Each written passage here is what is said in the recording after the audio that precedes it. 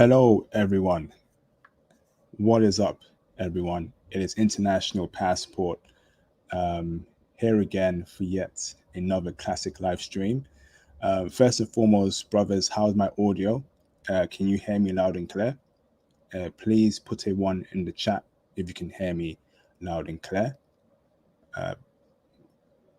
How's my audio, brothers? Put a one in the chat if you can hear me loud and clear. Fantastic. I see Brandon Diva is given a one. Can I get a couple more ones just to make sure you can hear me properly, everyone?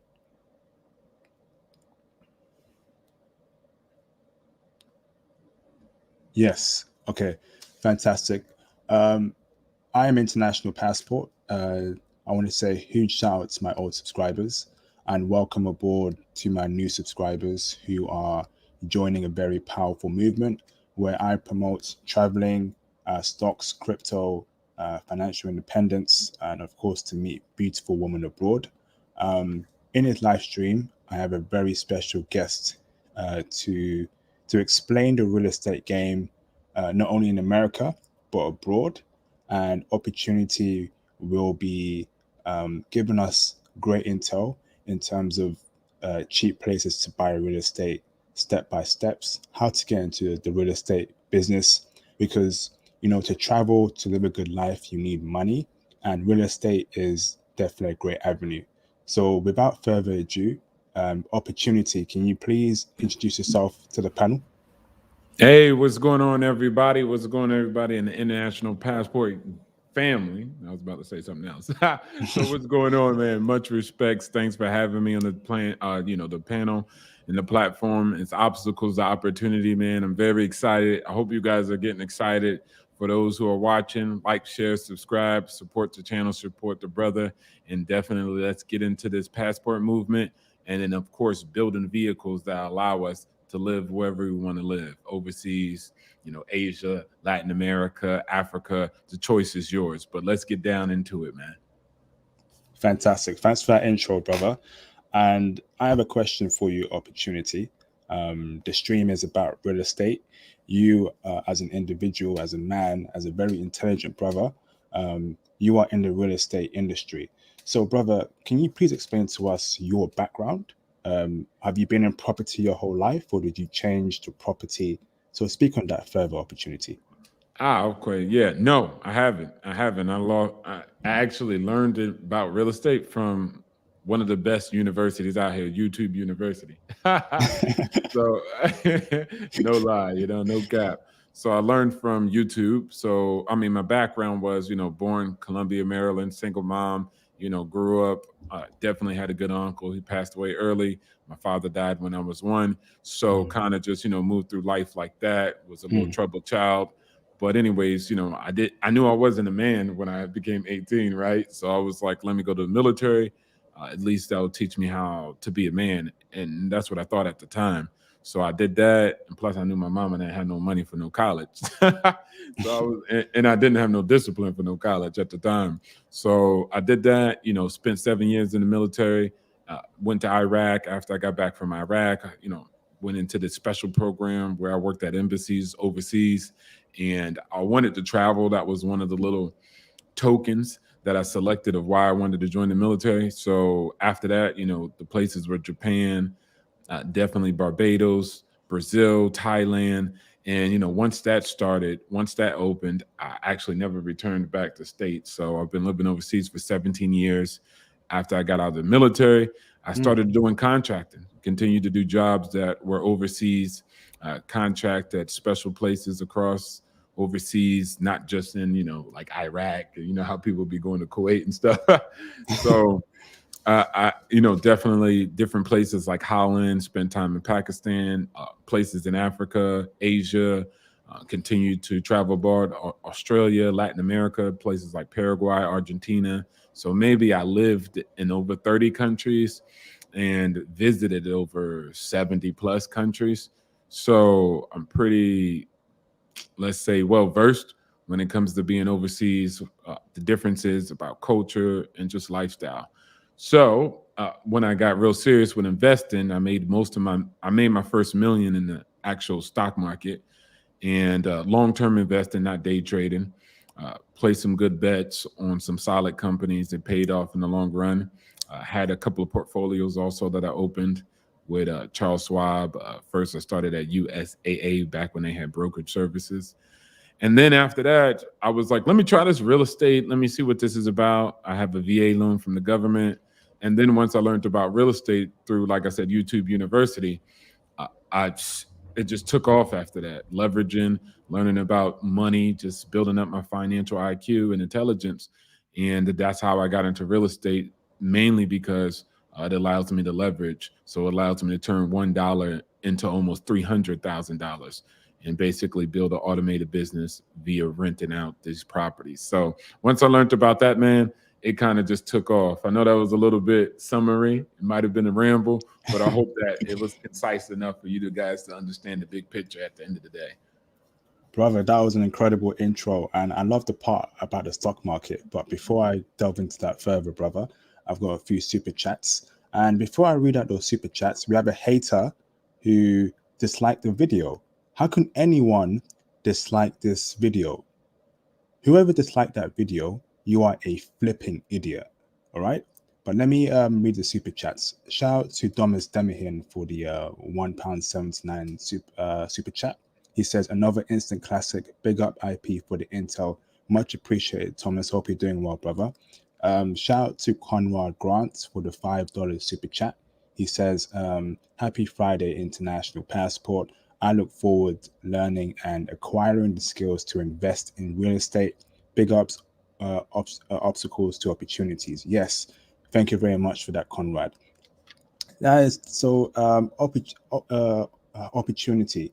You mentioned that you made your first million in the stock market, which is fantastic. Can you please tell us why you started investing in the stock market and what stocks you used, what stocks you invested in, bro, that helped you get a million?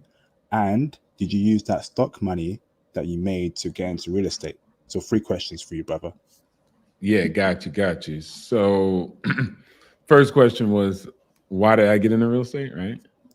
Yes. No, or excuse me, not stock stocks, market. Yes. stocks, yeah. And then what stocks you and invested did I in? use that? Yeah. Yeah. And then how did I use it? Okay, to get into real estate. All right, just making sure. So the why, the why is just going to be simple because I didn't know nothing else, right? I was like, hey man, definitely guys who make money.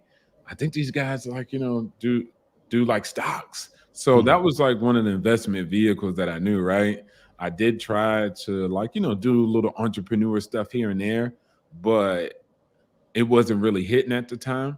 So I was just like, man, I don't even know what business I want to start. I was like videography. It was like all over the place. So I knew like, hey, look, a passive way to invest is just the stock market, right? So I remember my first time calling up a financial advisor, right? I mean, they have these people at banks, right? It was super like, I don't know what year it was. It had to be like when I came back from Iraq.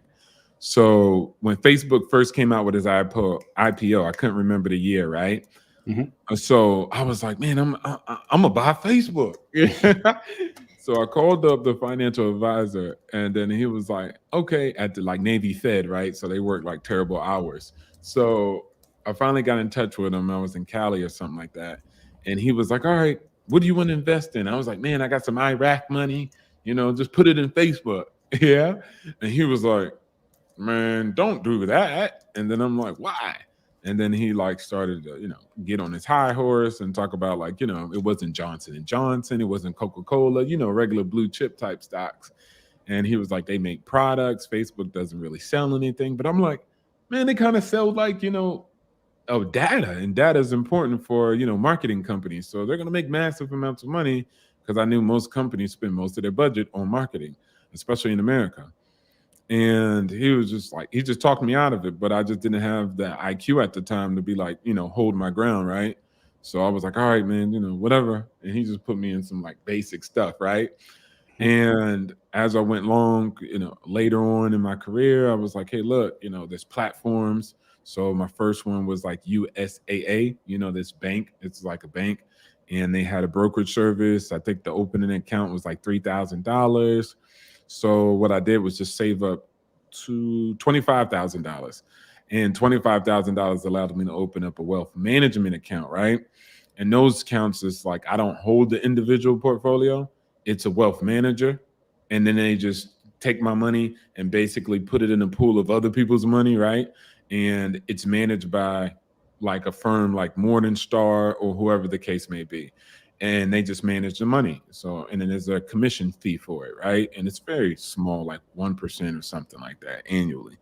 So I was like, look, I'm just going to keep throwing money in there every month, and it is what it is. So that's how I first got into it.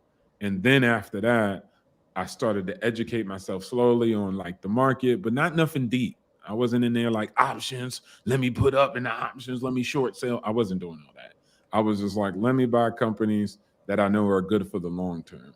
And that's how I started out. So what I initially invested in, I initially invested in Apple just because I knew it was a good company. My friend was just like diehard fan of Apple, traveling overseas. I knew its impact globally, so I was like, okay.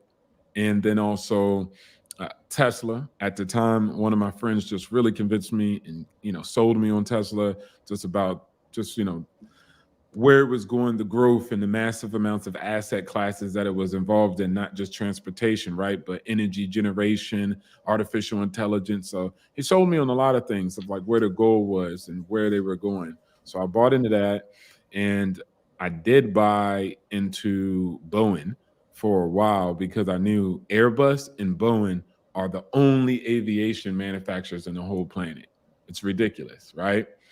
And the aviation manufacturing process is very sensitive. So it's like guarded, like even in Europe, they like send the plane in different sections of the country. So you can't just be at one location and figure out how to make the plane. So it's a very protected type of process. And so I was like, man, look, if there's only two companies and they got to sell planes to the whole world, it looks like they're going to win. And I knew about government contracts, and Boeing was a big contractor with the government. So they had like little, literally recession proof or recession resistance, contracts and businesses that were going to keep going regardless. So I invested in that. And that definitely got me to my million mark. It wasn't really, deep. It was a couple selected few companies and playing the long game and continuous contributions toward those stocks. And that's how most people become wealthy in the stock market, not by striking oil, hitting a company big, or pulling in and pulling out. It's usually consistency over a long time, and that had to be about 7 years, 10 years total on all my portfolio. So it took some time. Damn. Hey, that was a great breakdown. My goodness. Let me read some super chats. Yes, sir. Real quick. So, got a super chat here from Frank Harris. $10. Loved Intel. Thank you very much for the super chat, Frank Harris. He's a long-time supporter. It's much appreciated, Frank. Another super chat from Jesus Shuttlesworth. $4.99. This is needed. Thank you both. No worries, brother. Thank you very much for the super chat. So, what was your initial investment? So, opportunity. So you made $1 million, but did you invest like 100K and then you held it for 10 years, or did you constantly just put money in every month? But give us your cost basis. So let's say you put in 200K in total in investing over 10 years, but you made $1 million overall. Can you give us that info? Yeah. Okay. Yeah. My cost base. Yeah. My cost base, even today, is like 200,000. And that was over a period of, I would literally say 5 years. It wasn't over the 10. Like, the beginning of my portfolio was like, it's not even a non-starter because, like I told you, I was in the military, so I didn't make that much money to put into nothing, and I did have some expenses, though I try to reduce them. But when I got in contracting, this is when it really took off. I had way more money to push into my portfolio and make better contributions. So I definitely, my cost basis for my portfolio, which is about like 1.3, was 200,000. So My goodness. that's a big, yeah, exactly, right? That's a big X on that, right? And I still make contributions, but now my portfolio is expand outside of, uh, you know, what we call is the U.S. So I'll just say the New York Stock Exchange. My portfolio expands to, China, Mm. Johannesburg, Japan. I hold stocks outright in those markets versus just owning stuff in America only. But like I said, the cost basis of my portfolio that got me to 1.3 was about around 200,000 over the span of 5 years. Thank you very much, brother. I don't want to speak too much about stocks, but I do have one last question. Two more Yeah, go questions ahead. regarding stocks. I think it's not really a question, but I want to encourage brothers to actually get into the stock market. And I will have a stream soon again regarding the stock market because I feel like it's very important for brothers to be investing in stocks. Tesla has not yet reached its full potential, you know. No. 2030, Tesla is going to be $5,000 per share. That's my prediction. I believe in Tesla that much, which is why I am contributing to it when I can. Hmm. Um, Opportunity. Two questions for you. When you put money in stocks every month, do you Hmm. simply just put money in that stock even though it's all-time highs, or do you wait for a dip, or is it just consistent? So I get paid, I just put money in stocks. I don't care if it's very high or very low. I just want to put money in there. Or do you wait for a dip? Second question is, did you then use that stock market money to get into real estate? Yep. Okay. Yeah. Because I was remembering and come back to that. Right. Okay. So I'll address the dip. So for me, I'm gonna be honest. I just because of my economic situation, right? I just buy on a constant basis. I really don't look at the dip because I'm looking at the long term goal, right? Mm, So I'm looking to hold it, 10 years plus, especially something like Tesla, right? I don't even see myself selling it. But anyways, I'll probably leverage my portfolio later, but I'll never like sell. But like I said, 10-year plus, that's the time horizon. So I really don't, it doesn't matter. Like you said, right? If it's going five, I'm just buying, right? And the same thing, I kind of feel like a company like Apple, right? I just continue to buy. I really don't care about the price, but that's because of me. So if somebody else has to have a different strategy because of their economic situation, then they could switch it up. But for me, I definitely just buy, and I really don't try to play to dips. But if somebody, and that's because I got too much time, I got to direct my time on other things. So if somebody else, they might need to like just, beware of kind of trends on dips on certain stocks, right? Like Tesla always has like whenever they come out with like a battery day or something like that, nobody understands what happens, like what did they just say? So the stock always goes down a little bit, even though they come out with great news like we're gonna cut prices and we're gonna be able to, have renewable batteries. Everybody's like, yeah, we don't know what he said. So stock goes down a little bit. So you like one of the guys who does options, I know he always wins because he always knows after every big announcement the market just doesn't really react in a good way to those big days, mm, so they always go down. So he plays it, and that's when he buys. And then fantastic, bro. break going into the other part, man. So this is the good part. I wanted to like get a little bit excited now. The thing about when it comes to real estate, I didn't use my money from the stock market at all for real estate because it's not needed. Real estate is one of those things where I got super excited about it because I'm super excited about making money and, not only just making money, but becoming wealthy. But I got super excited about real estate is because it's a whole different league. And I say that because I'm gonna give you an example, right? Let's say IP that you are buying Tesla, right? Yeah, And let's say Apple, because it's like a more reasonable price, $140 a share, right? yeah. So if you're buying it, you have to pay $140. Like let's say your account's zero, right? In order to get one share, you have to pay that $140, right? So it's dollar for dollar, right? And that's how you purchase it. So you have to work whatever way you work or however you get the 140, that's how you get it, right?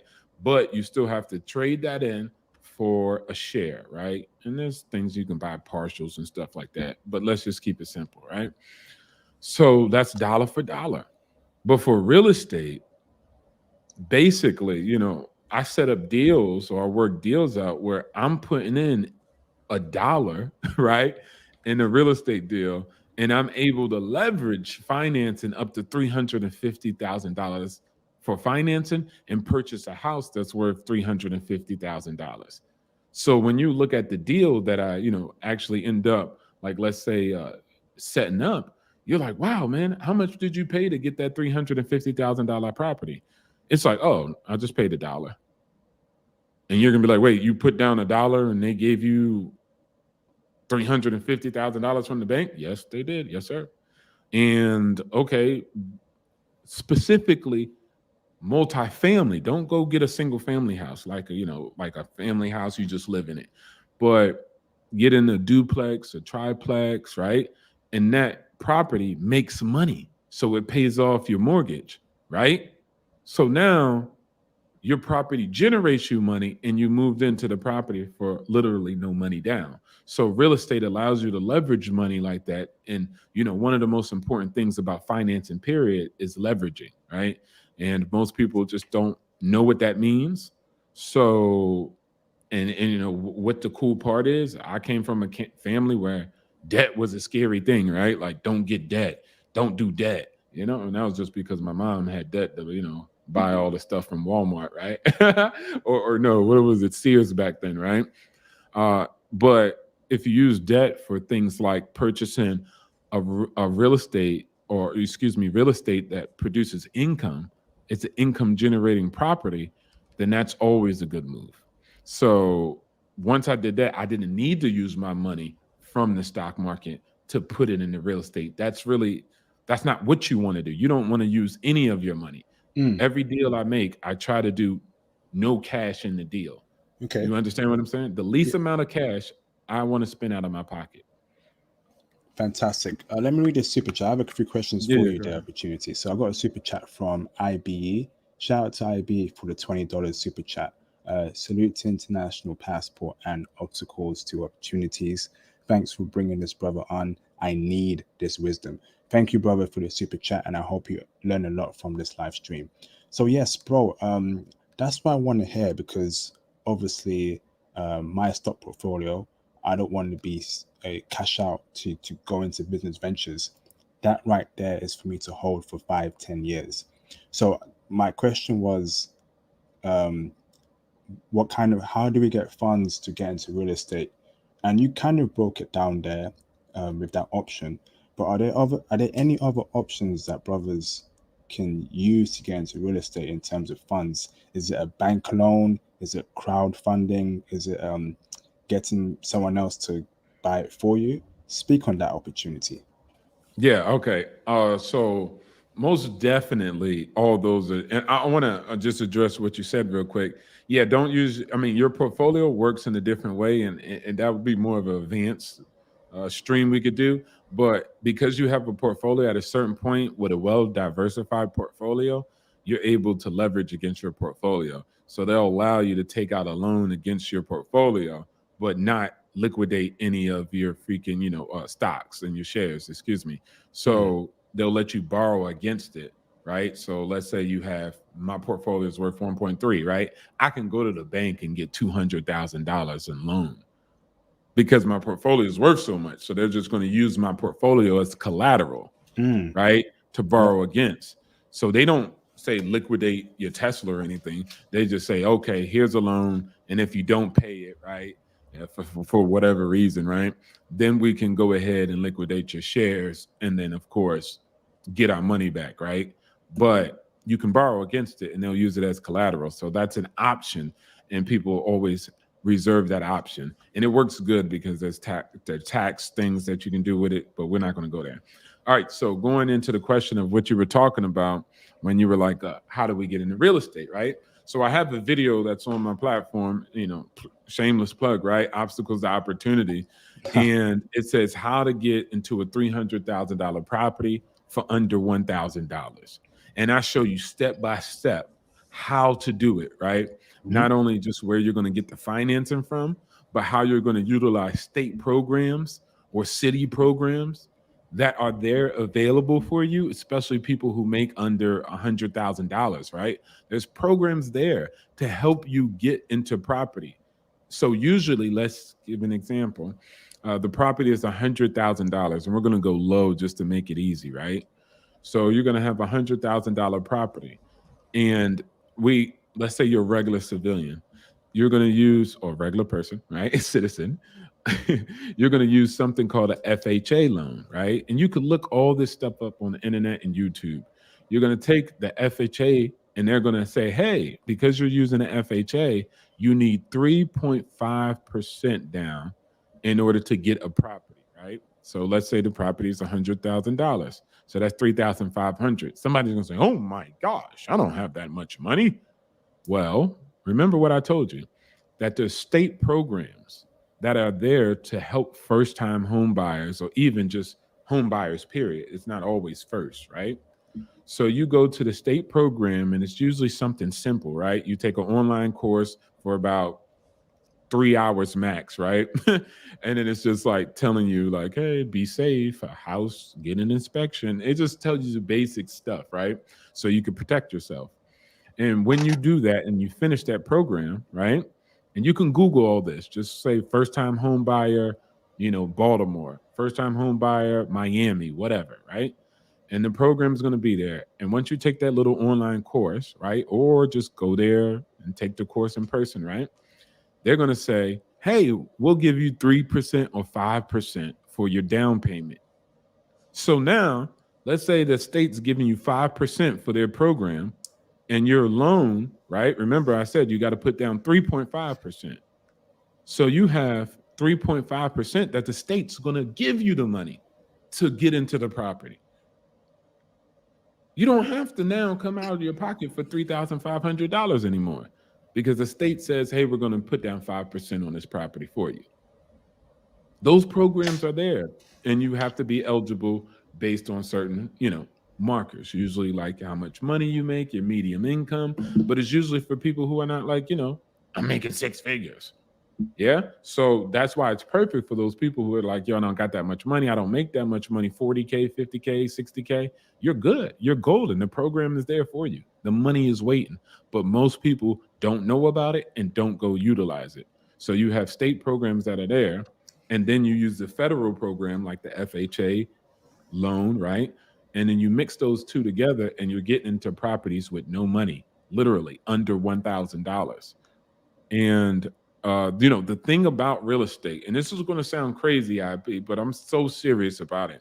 That's why I call my channel Obstacles to Opportunity, because when I really got into real estate, I learned, especially in America, things are all about what you make it. It's your mind that really is going to make money for you. Like I could lose my money tomorrow. I would not really be like, oh my gosh, I'm done. I'm going to commit suicide, because it's my mind. I cultivated my mind over a long time. So I know how to make money. And when I look at it, in America, there's literally guys on YouTube that I know, right? Or just in real life, right? That literally picked up 100 properties or 75 properties with no money down every time. And you're thinking, oh my gosh, that's insane. I don't believe it. There's things that are, sometimes, like I told you, you go to the bank to get financing, right? IP. Yeah. But sometimes you don't have to go to the bank. Sometimes you can go directly to a seller, the person who owns the property. It's called seller financing. And you make a deal with that person in particular, and you say, hey, look, I want to purchase your property for you for whatever reason, right? There might be a reason. Somebody died. They don't want it. They don't want to go through the hassle of getting a realtor, whatever the case may be. You call up what we call distressed property, and you work out a good deal. And it's just, hey, you're about to lose this house, right? Okay, well, if you're about to lose this house, let me move in. I'll take care of it. And then you'll continue to not have bad credit and not have to foreclose on the property. And I'll take over the loan from here.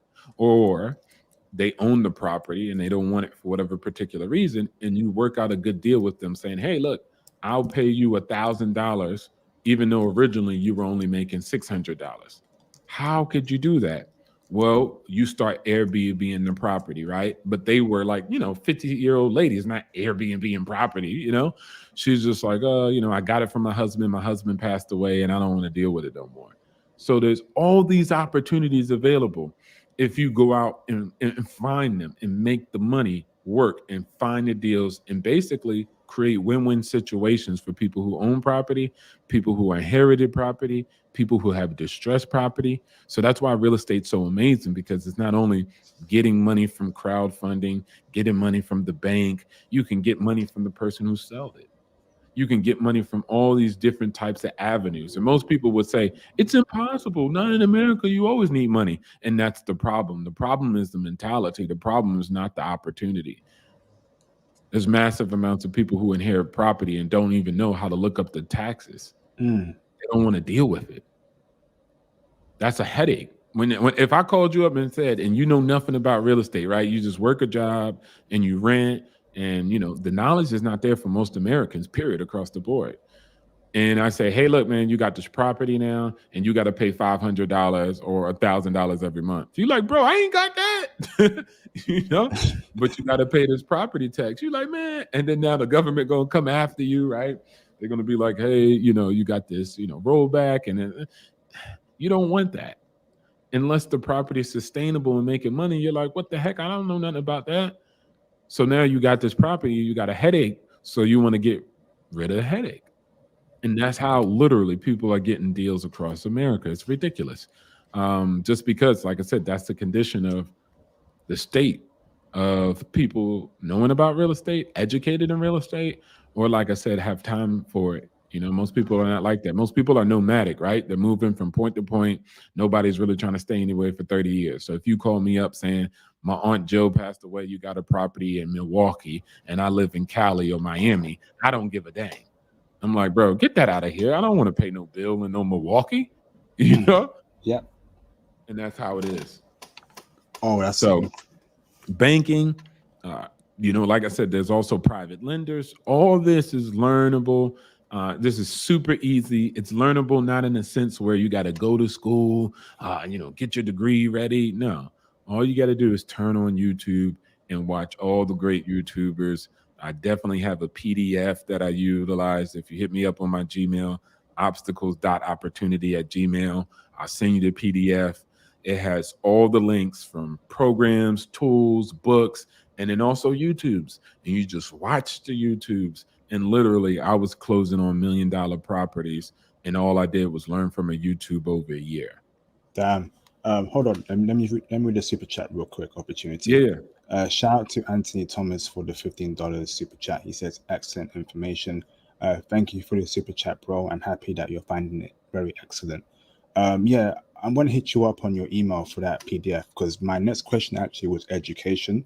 So yes, so you've broken down how to actually get funding to get into real estate, but it's one thing to have money for it, and it's another when you're not educated on property law, property matters, taxes, stamp duty, and all these other covenants and requirements that you need to know when dealing with real estate properties. So please tell us the best places for education, whether it's us hitting you through your Gmail to get that PDF, or any websites, any particular YouTube channels that you recommend, or any other sources. That would be much appreciated. Obstacles to opportunities, in terms of learning more about finances, learning about real estate law, and any other things that we need to know when actually considering real estate as an avenue for making money. You're on mute. Yeah, got you. Man, so a good source, right? I always tell people this.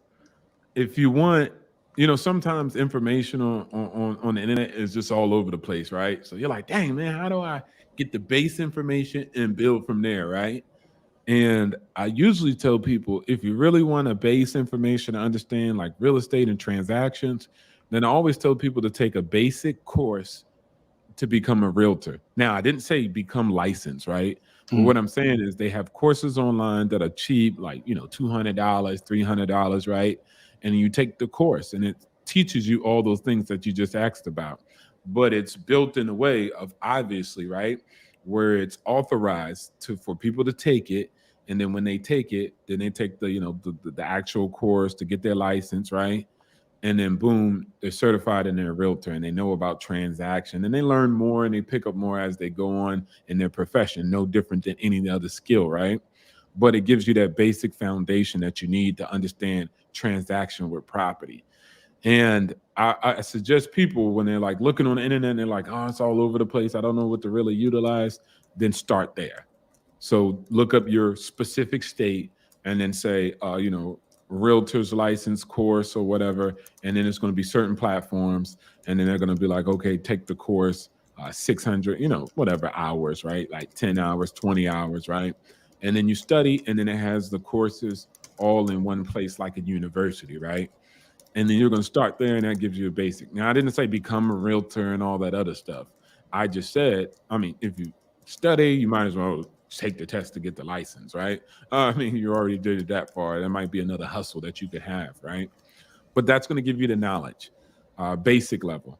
Now, PDF, YouTube, the PDF that I have that I spoke about, right? That's going to give you additional information because there's a difference between, like I said, being a realtor or just learning basic information about how to transact and then being an investor. And that requires more information and more understanding of how things work, like the who, what, when, why of how, right? A realtor is just basically somebody who makes the transaction happen. They don't really think to the why, right?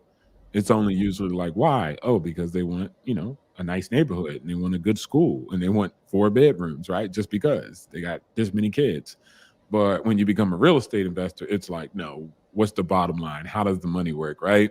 How much can I get a return on this property? And now you're thinking differently. And that's, like I said, that's important. And you're going to pick up that knowledge when you study the PDF. You watch the stuff that I got on the PDF. I got things from hard programming, meaning, you're watching a YouTube video or you're reading a book about real estate, or, I say medium programming where you're just watching a video, you're watching somebody walk through property, you're watching somebody talk about the process. And then I have soft programming where it's like almost like entertainment, but it's sprinkled in there with the mentality that you need in order to become a good real estate investor or just like a good investor, period, right? How to solve problems. So I got all levels of it, right? So you don't always have to go hardcore and read a book. You can sometimes just chillax, clean in the house, listen to the podcast about it and learn about it, right? Bigger Pockets is the biggest platform out there of real estate investors, brokers, realtors, lenders. It's all related to real estate. And it's like, kind of like, Instagram, right? It's a social networking platform. And Bigger Pockets has its own site and its own social networking platform that has all those people on there. And you could learn, there's vlogs, education, books, podcasts, video, content related all around how to become savvy in whatever avenue that you enter into real estate, whether you're a realtor, whether you're a broker, whether you're all these different things or you're just an investor. It has all the information. Bigger Pockets. Go there. It's over 2 million people. And, I'll tell you how important the platform is. Literally, I'm in Israel, right, IP? And I literally reached out to a guy in Israel. He's a former investment banker with HSBC. He's a multimillionaire. I reached out to him, you know, just letting him wanting to, go out to lunch, have a coffee with him. He came out. I mean, we hit it off. We made a great connection, and now he's my mentor over here in Israel. And this guy's a multimillionaire, owns businesses in UK, all across America and Israel. And I just reached out to him on Bigger Pockets. Nice one, brother. So can we speak about unless you have anything else to say in this topic? I want to actually relate real estate to international Yeah. property buying because yes, America is a big real estate market, but brothers here are looking to leave America, are looking Yeah. to once they leave America, start making money abroad, whether it's in Africa, Asia.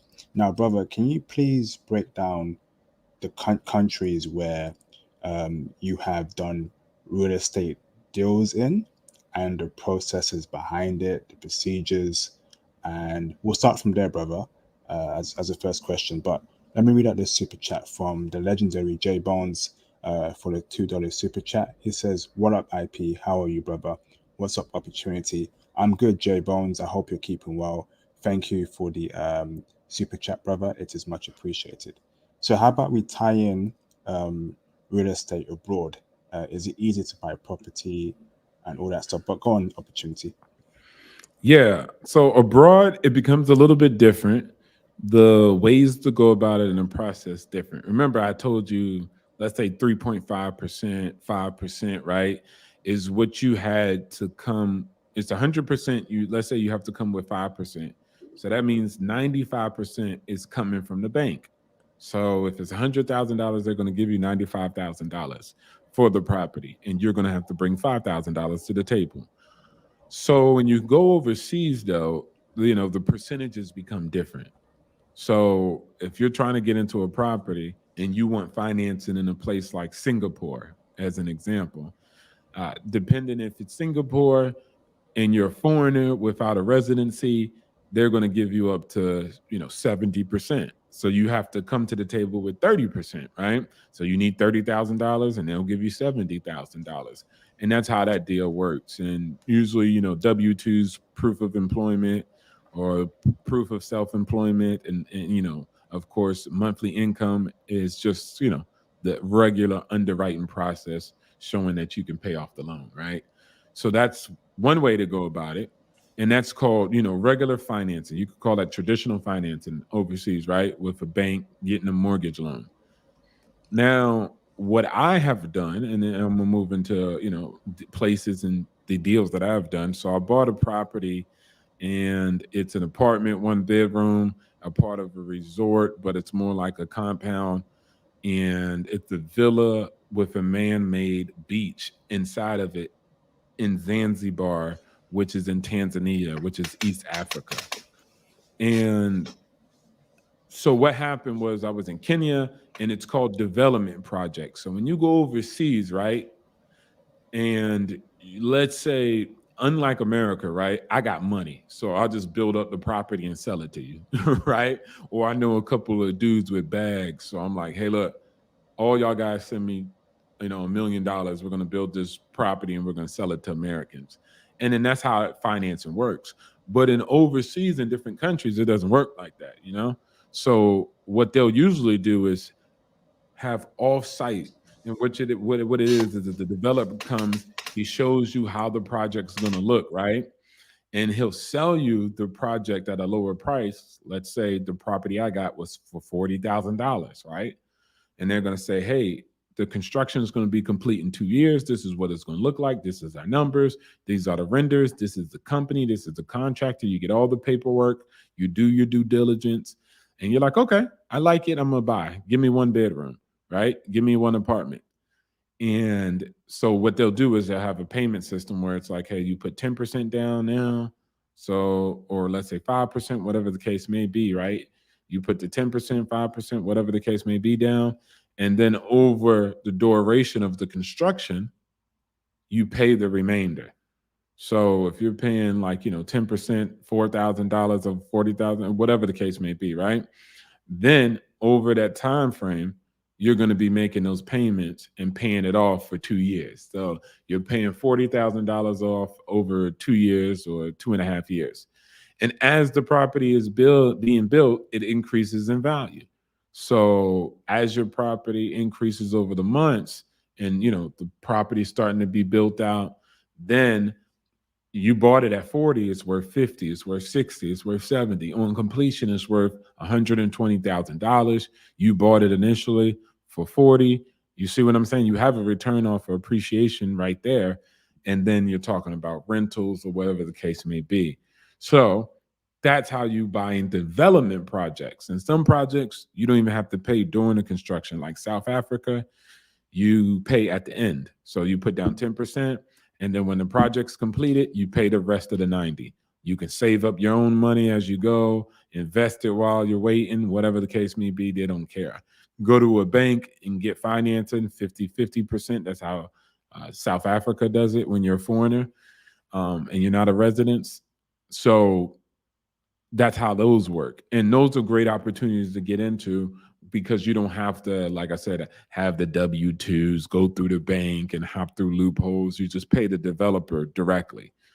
And what's important is due diligence. And like I said, I show on my YouTube channel how you do due diligence, how you look up the developers, what you need to do to, see the other projects they built out, what quality they built out those projects to be. And long as you do your due diligence, you'll be completely fine. Uh, that same thing with anything, right? So that's how you get into deals overseas. Fantastic, And brother.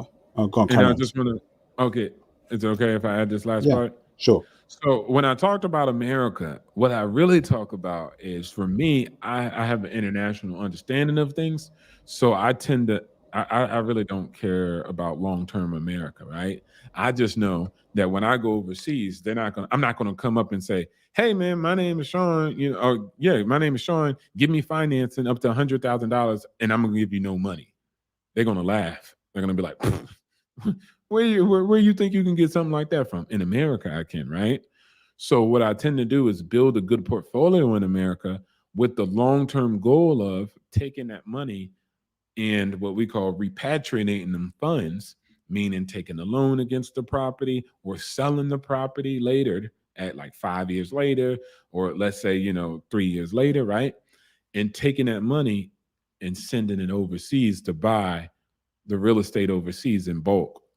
So now, let's say I have a property for multi-unit, it's grossing me money, and some of my properties in America have cash flow. So every month I make money.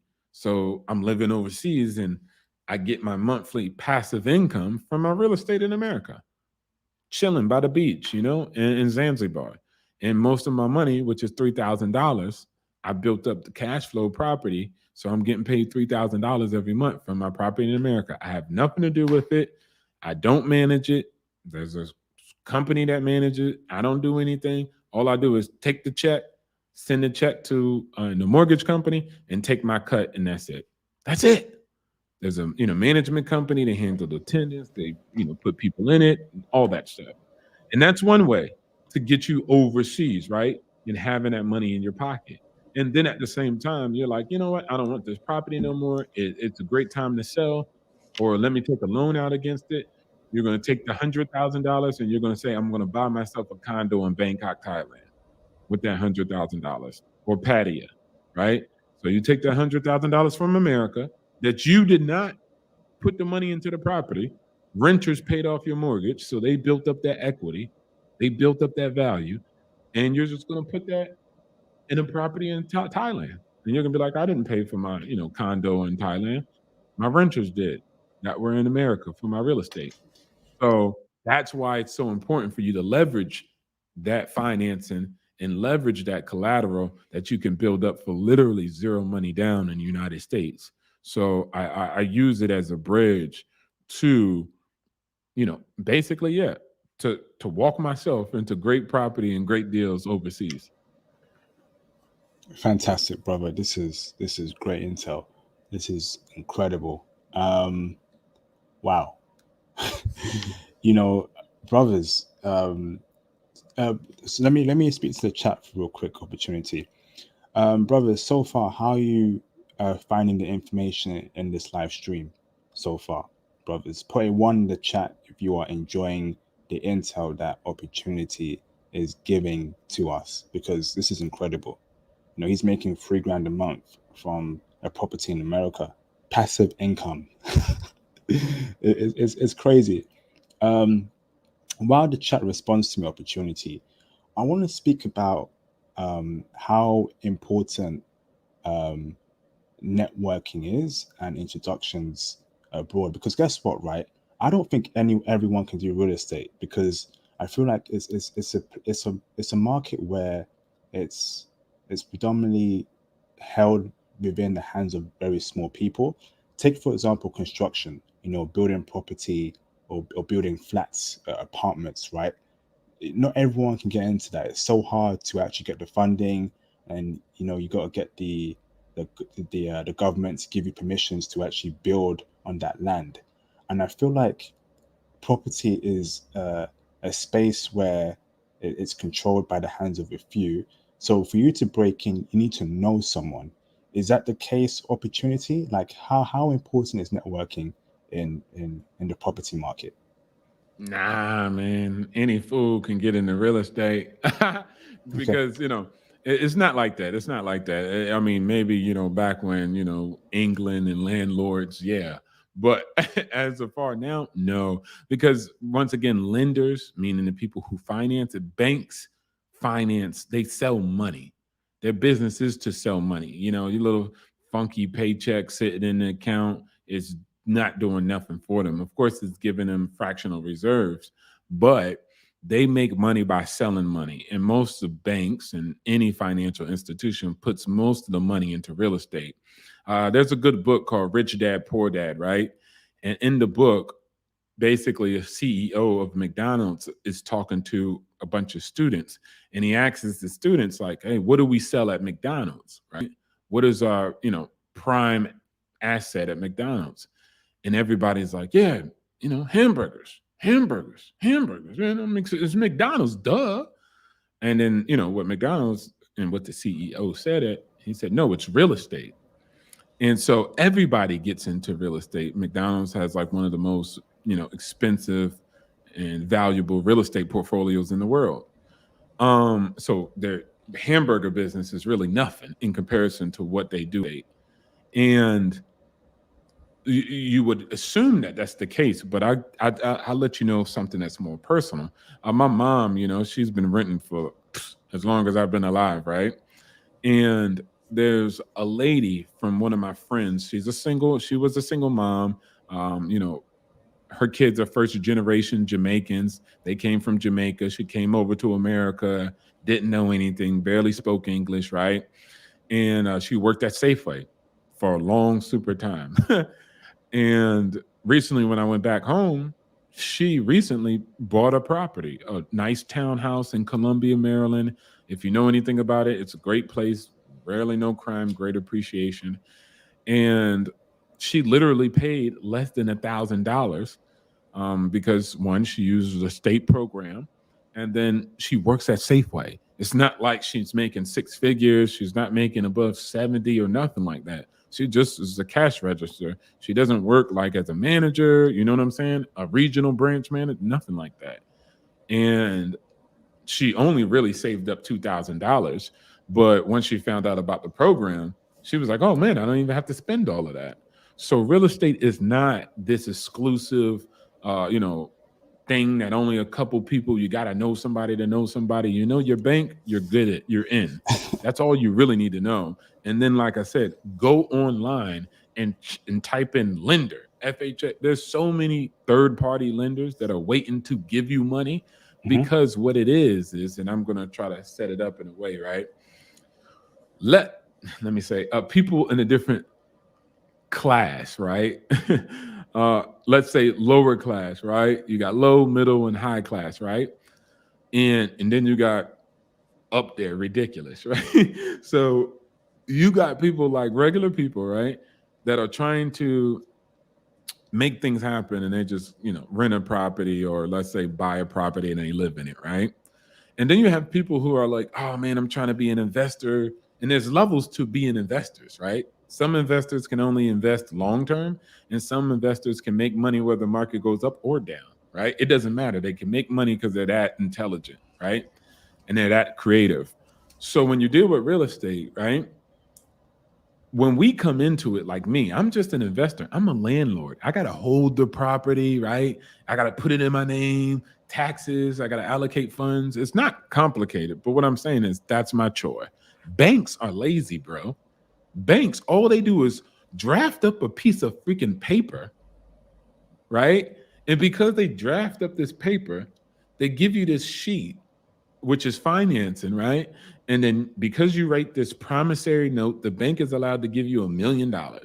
And it's your burden to figure out how the renters set it up, buy it in the right neighborhood, and you take care of all the toilets and tenants, right? And if you want to outsource, then cool, that's your business. But the bank is just selling notes. They're just selling these little promise notes, and they make money and interest off of that. So they don't do nothing. You understand? And if you don't pay them the money, guess what they do? They take the house. So it's a perfect position for them. So when you say, oh man, it's an exclusive, nah, man, these dudes are right. That's what happened in 2008, right? They were just giving everybody money. Yep. They didn't give a freak what you had, I right? remember that. So Yeah. so that's a proof that it's not an exclusive, circle. You got to know somebody to know somebody. No, all you got to do is know information. Most millionaires that don't have inherited wealth, which is not most millionaires in America, right? They're average people. They're like million. There's a book called Millionaire Next Door. And they're average people, man. They come from regular backgrounds. They didn't come from people with money or nothing like that, right? And most people become millionaires. I have this sheet that I show on this channel about the wealth in America. But most people from the bottom 80% jump into the next 30, 10, or 1%, all from real estate. So most people make most of their money from real estate. Most people don't get wealthy in the stock market. You have to have money in order to make it happen in the stock market. So we're kind of thinking backwards, right? Most people, like I told you, right? I can make money, pay less taxes, set up all these schemes in real estate, right? And I just put down $1. You can't be like, yo, man, I made $300,000 in the stock market and I just put down $1. Like, that's like, freaking penny stocks, right? And you got to be super lucky, right? But in a sense, that's what you can do and leverage that in real estate. So real estate is one of the most oldest traditions of investing. Even before there was a stock market, right? There was real estate, right? And so now it's just the market is so diverse. And the good thing about this, I'll end on this, of why people should get into it and not be intimidated by it. Listen here, 50% of the land in the United States is allocated towards the government. State, federal, local. That means you can't buy it, right? 38% of it, or was it 38? 38 or 28, one of those, right? I think it's 28. 28% of it, right, is non-usable, meaning you can't build a house on it if you wanted to, right? And the remaining percentage, which is less than like 12 or 15, because there's another percentage that I can't quite remember right now, right? But 12 to 13% is only available for people to actually buy. Land is not something that they can produce, like they can produce a company, they can produce shares. It is an invaluable, untangible. It's hard to create. It's very tangible, but what I mean is it's not something that you could just create out of thin air. And it's not going anywhere. And people need shelter. So it's a great industry to get into. It's a great asset class for diversification, and it requires less money than real estate or stocks or even opening up a business, right? When you think about this, right? If you say you hear in the culture, and a lot of people say, open up a business. I'm my own entrepreneur, right? I got my own business. I'm bossing up, right? We hear this a lot, right? When you go into a bank, right, and you're like, look, I know you like your business, right? You think your business is popping. You think you got the best, tuna sandwich, right? You think you can cut the hair the best, or you think you got the best product or service available. But when you go in a bank, you got to show them a 10-page sheet, 20 pages, right? You got to be like, hey, look, man, invest. I just need some finance and a small business loan, right? And then you got to go out and convince people to come in your doors or go to your online store, right? But when it comes to real estate, you don't even got to go to the bank because it's so known to them and it's so guaranteed that they don't care. When you come and you ask for the loan, they're like, okay, how much you need? Okay, how much you make? It's a process. Like, they don't even care. You don't have to try to convince them and then try to like, oh man, I hope I can get people to come in my shop now. I hope I can sell. It's a longer idea and a longer stretch to try to open up a business and get financing one for the business and then actually get customers. But you can get any knucklehead to rent from you, right? Because most people be renting. And then, like I said, most people need to live somewhere versus most people don't need to get their hair cut, chopped up in a fly fade. Most people don't need your shirts or your socks or whatever you sell as a product, right? But most people need to live somewhere. So with that being said, it's a more in-demand product and the bank is more used to it. That's what they do. That's what they take your money and do with it. So when you come and you asking for money and you're like, hey, I'm going to get this duplex, it's going to generate money. I'm going to get this triplex, it's going to generate money. They're going to be like, heck yeah. Shoot, it's about time. You know, the sucker that just came in here, he said he got some levitating shoes and he was going to open up a business about it. Like, ain't nobody giving him no loan for that. But here you come. You're like, hey, look, I got this property. You know, people need to rent it. It's 3 units. I want to rent it out. They're going to be like, okay, give me this, give me this, give me this, give me this. 30 days later, you'll have the money. End of story. It's not that complex. So that's why I said it's more so, and especially like a car, when you go get a car loan, it's easier than that, right? Because if I give you a loan for a goddamn car and you drive that junk off a cliff, I can't get my money back. But you're not going to be like, I drove my house off the cliff. You can't take your house and move to, Mississippi with it. So with that being said, the bank's going to be like, it's more secure. It's a more secure way for them to be able to collect if you don't pay them back the money that you promised you were going to pay them. And like I said, banks love it because all they do is make a funky little note, a promise note. Really, that's what it's called, a promissory note, right? And because of this little promissory note, you paying them for the next 30 years. So they're like, who want it? Who want the smoke? We giving everybody the smoke. That's why in 2008 everything crashed. They was giving out everybody. They said, hey, look, you alive? He said, yeah, barely. They said, you want a loan? They was just signing out everybody, bro, because it was like, man, it was just a good scheme for them. Of course, it collapsed. They bailed them out, but that's not here nor there. But what I'm just saying is, real estate's in, man. It's definitely a great thing to get into. It's a whole different asset class. And this is the last thing I'll say. I learned my lesson one time when I went into a bank, right? And I wanted to do something. I think I wanted to invest in the market or something. And I had like $100,000. So I went in there with my chest out, right? And I was like, hey, man, give me $50,000. And he was like, what? I was like, I need a loan for 50 G. And he was like, okay.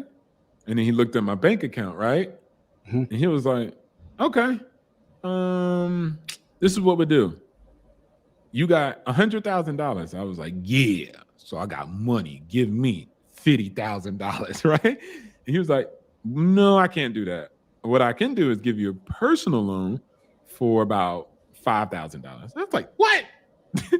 That's way far than I said 50. I got 100,000. He said, okay, watch. This is what we can do. He said, you got $100,000, right? So he's like, oh, hold on, sorry. Can you hear me? Loud and clear. All right. So he's like, you got $100,000. This is what we'll do. If you got $100,000, I'm going to do this. I'm going to give you a loan for $50,000, but I'm going to take $50,000 from your $100,000. I'm like, wait, hold on. You loaning me my money back at an interest rate. He said, yeah, that's how it goes. I said, what kind of stuff is that? And then he was like, young man, you got to have collateral. And I was like, man, what's that? He said, now, if you had a house that was worth $100,000, then I can take out a loan against the house for $50,000 and you get to keep your house for $100,000 and then I give you the loan. I'm like, what the heck is that? And he's like, that's called collateral and we can secure the loan. But if, we give you $50,000, you could take all the $100,000 out, move it to the, Cayman Islands and take our 50 and you be gone. Yeah. And I'm like, So once again, real estate allows you to have collateral and it's very important to have, period, because cash is cool, but sometimes cash is not good enough. Cash is not good as a tangible asset like real estate, especially a real estate that generates money. Thanks for that opportunity. So we got 2 super chats as questions for you, opportunity, and then we will open up the phone lines for people to call in and ask you questions. So the first super chat is from Worship the King for the $5. Much appreciated, brother. Thank you very much for the super chat, Worship the King. He says, what is his backup plan if real estate market corrects? How does he feel about the stability long term when the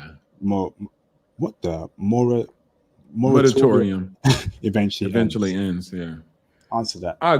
Great question, Worship the King. Salute to you for a good, stimulating question. But All right. So, once again, it's all about strategization, right? Strategizing and also good budgeting. A lot of people are bums, no disrespect. So what they do is they get into what they'll do is now for real. Because what they'll do is they'll get into real estate and all they're looking for is cash. Like, let me get some cash. Let me get some cash flow. So they'll be like, look, my mortgage is $500 a month, right? But my rent that I charge people is $1,000. So they'll take the 500, pay the mortgage, right? And then they'll take the 500 and go buy Jordans or like an iPad. They'll just use it as cash, right? And they won't put money in reserves. They won't save money for vacancy. They won't save money they don't budget for that. They're like, bump it, man. If it comes up, the property's new. It'll be all right. You know what I'm saying? Man, that heater's all right. And my renters are renting. They've been good up to this point. And that's what kills most landlords. It's just improper budgeting. And that's no different than any company, right? Most companies and businesses fail due to mismanagement of funds and logistics. And the same thing can go for real estate. So when you're saying, what's my backup plan if the market corrects? Well, once again, you buy at a good price and a good rate, and then rents don't usually correct. And that's why I said at the same rate of like prices for houses. That's why you don't buy at a bad price. And then also too, on top of that, you try to devise strategies to have a recession-proof type of real estate investment. Example, if you buy a property in DC and you buy a multi-unit like a duplex or a quad, right? And in the right area, the renters on the voucher program, like, what we call Section 8, right? The money's so much money that even if those people lose their job, the city steps in to pay 100% of the bill. So they pay usually like 30%. The city usually pays 70. So you're always going to get 70 and up. So even if they lose their job, they're going to step in and pay 100. So that's a great strategy. One of my mentors, Joseph, he does that in DC. He makes a great killing, and he moves people that are like, lower class, or lower wages, lower medium income families into great neighborhoods with great school systems for, Black people in America. So he does a great job with that, and he makes great amount of money with it. Also too, like I said, it's proper budgeting. And then even if, like I said, something comes up and the market corrects, like I said, that's why you buy the type of properties in which I'm speaking about, which is multifamily, and you have more than one investment strategy, meaning not only long-term investments, meaning putting somebody in a property for a year, like most people rent, but also short-term rentals, which is also platforms like Airbnb, etc.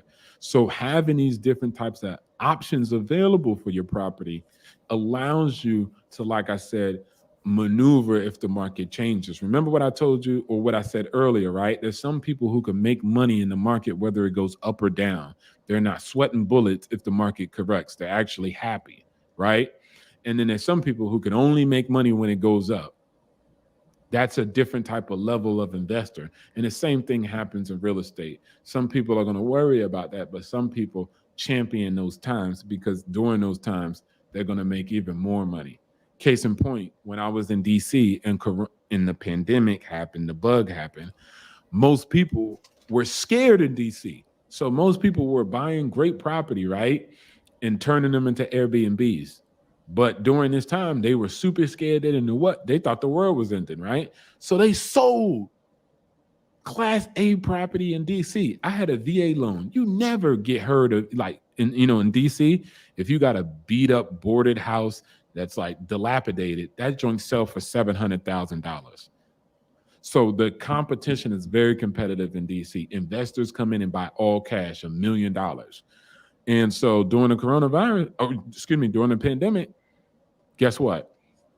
Property, people were looking at my VA loan, looking at the financing, because there was no more cash buyers. So, like I said, it's all about you coming in and saying, hey, now, okay, with this situation, where are the advantages at and where are the disadvantages? And like I said, always planning so to mitigate your risk. Awesome. Thanks for that, brother. The next question is a super chat from James G. Ooh. Oh, what was that, bro? Wait, one more thing. And then also, sorry about the moratorium ending. That's why I say go into multifamilies. When you deal with regular properties like single families and stuff, yes, there is that ish problem with that. But most of multifamilies across the board, there's a multifamily website that's like a national tracker of multifamilies. And 95% of all multifamily renters paid their rent throughout the whole pandemic. So it's just people pay their rent, especially in multifamilies. Go ahead, brother. Thanks, brother. So, James G, thank you very much for the $5 super chat. James G says, will you invest in land overseas? Have you looked at real estate in Asia? Have you considered just buying companies overseas that are cash flowing? Yeah. Okay. So first question, will I invest in land overseas? Yes, I have property in Kenya. That's also in Africa, a little bit, like 2 hours away from Mombasa. I only paid like $35 a month for like 2 years. And then I got me like 2 acres out there. And it was a real, you know, program one of the guys I know put together. It was called All Africa Plan. It was a great group economic situation. It was like 50 of us. So 50 of us came together, paid like 30, ended up being like $18,000 with all of us just paying $30 a month. And we all ended up being able to get parceled out 2 acres of land. So I did do that. And I'm just going to hold that. It's not a lot of land tax at all in Kenya for that. So got that in Kenya, 2 acres. And then the next question is, have you looked at real estate in Asia? Of course, yo. I was asking you about being able to do a screen share because I wanted to show you guys the website. But overseas property, definitely. I use a website. I was just talking to a bank called United Overseas Bank, which is in Singapore. They do financing for foreigners in Asia. Countries like Japan, countries like Thailand, Cambodia, Singapore, of course. And so that is my next investment. Majority of my portfolio from America will remain Tesla and Apple, and every other investment I have is going directly into Asia. So I'm moving majority of my portfolio, stocks and real estate, into Asia because Asia is going to be the future. And then your last question is, have you considered just buying companies overseas that are cash flowing? Yes. Recently, because of being overseas. This is what I'm telling you too, guys. Go overseas, man. You're an American. Stop thinking all these ways like, oh man, I ain't got no money. I ain't a part of the elite. Yo, once you go overseas, you're an American, you start getting access to people that probably you'll never get access to in America, right? But when you're overseas, it's just different. You have a different value. So, case in point, one of the guys that I used to work when I worked in Paraguay, he was a realtor for our property that our company rented out while we stayed there. He quit his job recently working at Remax, and he offered me an opportunity to invest in his franchise of Century 21 in Paraguay. So me and another partner I'm trying to get are both going to buy into the actual business venture with him. He opens up the franchise, Century 21 in Paraguay. And brokerage firms are amazing because you have realtors work for you and you don't pay them salary. So it's like they get paid off a commission. So you got 30 people working for you. You're not paying no salary, right? Your expenses and your cost of operation is low just because you're just paying for overhead for office space. And the rest of the stuff is like, and that's minimum. So it's a perfect business, and you make great money out of it. There's a lot of cash flow in that. So we're just going through the steps, trying to bring the other partner in, and yeah, hopefully we'll open that like within a year, and then he'll get his business up and running in an older brokerage firm in South America that sells real estate in South America. So there's great opportunities. He offers it to me because one, I'm a foreigner. He knows Americans sometimes have cash, right? And also two, we built a good connection when I was there, but like I said, not that strong. But nevertheless, he knows like, oh, he's American. Maybe he got some cash, right? And then, like I said, it's a franchise. It's an American franchise. I'm not worried about it. So yes, I also like to do that and diversify myself. So not only in real estate, not only in stock market, but business entities and ones that I don't need to operate. I'm not trying to be no goddamn, CEO, CFO, CTO of no brokerage firm in Paraguay. I just want to be a silent investor, take my profit distribution, and have my share and my equity and then that's it. I don't need to manage it. He runs the whole business. I mean, it's his livelihood, and then I just make my profit, and like I said, I have my equity. All right, thanks for that opportunity. I think we're gonna wrap up the real estate talk. I want to say a huge thank you for this live stream, brother. I will definitely be reaching out to you because in the UK, I feel like apart from stocks, I've got to start considering real estate, and I'll speak to you about how I can do it in the UK because you come from a US background, so it's different laws, different regulations, so it's probably a lot more different in the UK. But I'm not sure if you have any information on that. But I'll be in touch. Yeah, I do. You have okay? You have Yeah, information on that? yeah. I was Okay, just brother. looking at a property in Leeds. You know where that is? Yeah, yeah, I know what that is. Yeah, yeah. Yeah, I was just looking at a flat over there in Leeds. With a development company called Aspen Wolf, but I have to do my due diligence on them more. But great development opportunities. But I've been looking at it, and I got a guy over here actually who they're based out of. He's got a bunch of property. Remember the millionaire I told you about? Yeah. He has multiple properties in the UK, and then the other guys I know that are millionaires, they own a property management company and they have properties in the UK. So definitely, we're going to build on that. Touch bases. I can get you good connections and make it happen. Thank you very much for that, brother. So I want to speak about, you're definitely a high value man. Yeah, you're definitely a high value man opportunity. And, when being a high value man comes women from all around the world who want to get with you, bro. So, you've been to, you lived in different countries, right? And, Yep. you've dealt with a lot of women. So, speak Many. about the feminine African woman that you've met abroad, and apart from that as well, brother, speak about the type of woman that you like the most, whether it's race, is it black woman, is it Asian woman? So Okay, those got two you. questions, brother. Sell out. They're gonna call me a sellout. No, I'm just kidding. Now, as you see in the back, I've been having videos of just like all the women I met and all the stuff I've been doing when I'm traveling overseas. So in the back right now, those are a couple of nice women I know from Thailand, and a great experience. And it's just been running. It's been playing all over the place. Belgrade, Asia, Africa. It's just been running in the back. So most definitely, let's get down to the booty chatter. I mean, let's get down to the real stuff, right? Let's get down. Nah, for real. So, one of the coolest things, man, I like about your platform is there's a lot of brothers that do come on it, right? And they share a lot of good information, right? Definitely, we already know what we get in South America. You have people talk about, Colombia, Brazil, stuff, places like that. I think you had somebody come in Brazil, right? Yeah. And you have Eastern Europe, you're in Europe, right? But other people who, could talk about Eastern Europe, like in Ukraine, Moldova, possibly, right? Poland and Australia. So cool. And that's still the conceptual West, right? A little bit, Latin America is different too. It's got its own thing going. But like I said, the conceptual West, it's cool. But man, Asia, for one, and Africa, I feel like it still hasn't been explored, right? And it still hasn't been, much of us that are Americans that get access to these amazing cultures, and not only ethnic groups, all different types of ethnic groups, but also, like I said, these different types of geographical locations. So I'll start with Asia.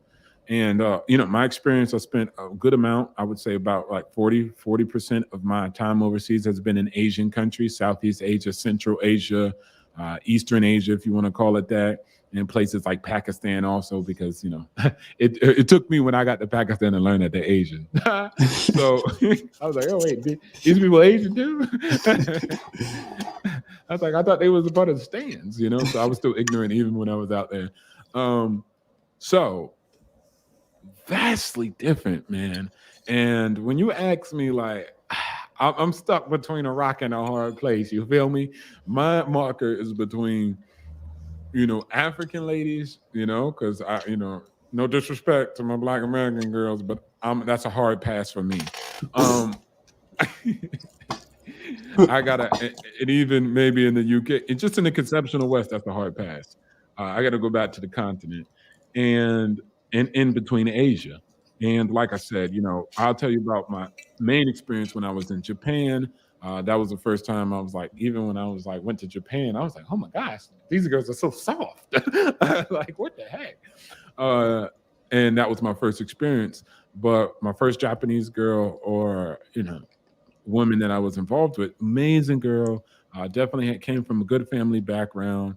Her dad like owned the banks in Okinawa, Japan, so he was very studious.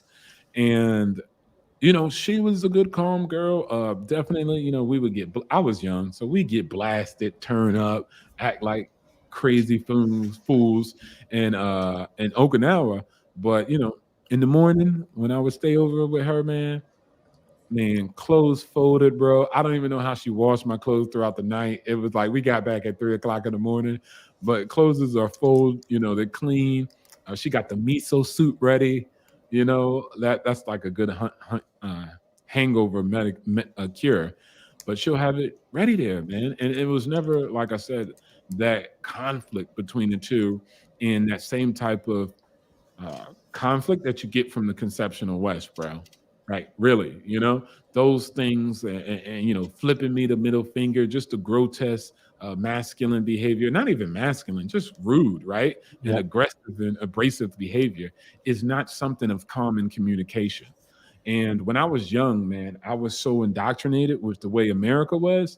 I was so programmed and used to that. I couldn't accept a good feminine woman at the time. Mm. I used to even tell my friend, I'm like, man, she cool, but she too soft for me, She don't like it rough. Not like that. But I mean, like, she ain't been through nothing. She ain't trying to, bust over.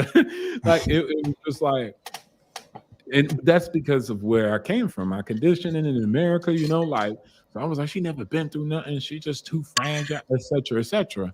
And and then two, she wouldn't shoot me. She don't joke with me. She don't da da da da. And I'm like, yo. But I was super beta. I was still growing into my manhood, right? So it's like, I got my I got the brotherhood for that. For my women, I want something entirely different, especially the man I come to today. So example, when I was in even South America with my Brazilian girl, my homie used to be like, why don't she talk? Why don't she, chop it up with us when we men and we joking? And it was really in her culture. It's like when the men are with the men, that's them. She ain't Mm. gonna be popping shit, talking about what the men talking about. Like, yeah, okay, you hooked up with the shorty too. That's not her. You feel me? Yeah. She's gonna be chilling. If I need anything, she there, but she just gonna stay in her lane and kick it. Now, when I saw her with her friends in her element with her girlfriends, oh man, she was something else. But that's how they do. When she with the girls, they turn up, they have fun, they laugh, they crack. But when she with like me and I'm with my guys, she just chill. She not involved. She not like trying to be a part of the conversation, insert herself. And so I learned to appreciate that a little bit later. It took me a while to grow into that because I just wasn't used to that. You feel me? So it took me a while to understand that and understand those dynamics. But once again, like I said, when I became high value myself, once I understood more and grew a little bit more and saw different cultures, saw women or how they related to men in other different culture, I started to like look at it entirely different. And then I was like, wow, this is something that most men in America are definitely missing out of. But it was one of the biggest things ever. Don't ever get a woman and take her back to the States because, they will wear her down and tear her culture down to smithereens. They like, Yeah. what? That's what you do in your culture? Man, they got you oppressed. Yeah. Yeah. Man, you a dog. You worse than a dog. You worse than slavery. Like, what? Yeah. So it's hard for her to battle against those encroachments, whether they're passive, direct, indirect, conscious, subconsciously, and all the information around her. So definitely we knew that overseas. Don't do that. But like I said, when I was always traveling, Asia was one of the best places. And I want to tell brothers about Africa because let's get into this real quick. If it's look, if you a brother, man, it's good. Bro, I did it all. I'm gonna tell you what. I'm gonna say some things that I shouldn't be saying. All right, I done had them all different types of flavors. I'm a young relatively good looking brother. You know, my teeth was messed up, but now my teeth is straight. So I was killing it once my teeth got right, right? And even before then, I was killing it. Not because I'm flying, I got game. It's just because I'm a Black American. You understand? So girls were always like, "Oh my God," and they'd be like, "Oh, are you here for vacation?" No, I live here. Whoa, what the heck? You know, like a Black American man living in Kyrgyzstan, Central Asia, right? So you're going to get a lot of, you know, inquiries just because women are going to be very curious, right? And so you can slam a lot of deals like that, man. It was ridiculous, bro. Like I remember my friend just used to bring girls over, and they just like I just grabbed their hand and we just went to the room, and it was what it was. Like it was barely no conversation and nothing like that, right?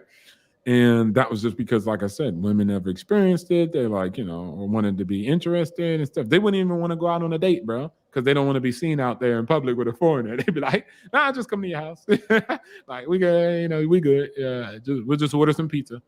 Um, so with that being said, yeah, you can make a killing. It's good. But like I said, there's still social taboos and stuff like that, you know? Like men of other cultures, bro, they really like, especially other cultures outside the conceptional West, they really box their women in. Like they don't want no foreigner, fly, you know, what's it called? Whatever they call you, ganji, or you know, whatever term they got for gaijin. Gaijin, Gaijin, yeah. They don't want no Gaijin or no foreigner coming in and slamming their baddest shorties, right? So they be kind of hating low key, right? Especially in like some places in Central Asia. But and women have to be reserved because they don't want the hate, you know. Uh, so, but still, you can make a killing. Don't get me wrong. But what I say is, brothers, most people stay with their own people. It's not about like hatred or nothing like that. Most people just go with their own people. They explore a little bit when they're young, but when they get older, they kind of tend to just go back, or they always stay there because of social conventions. Now, what I'm saying is, when you go to Africa, bro,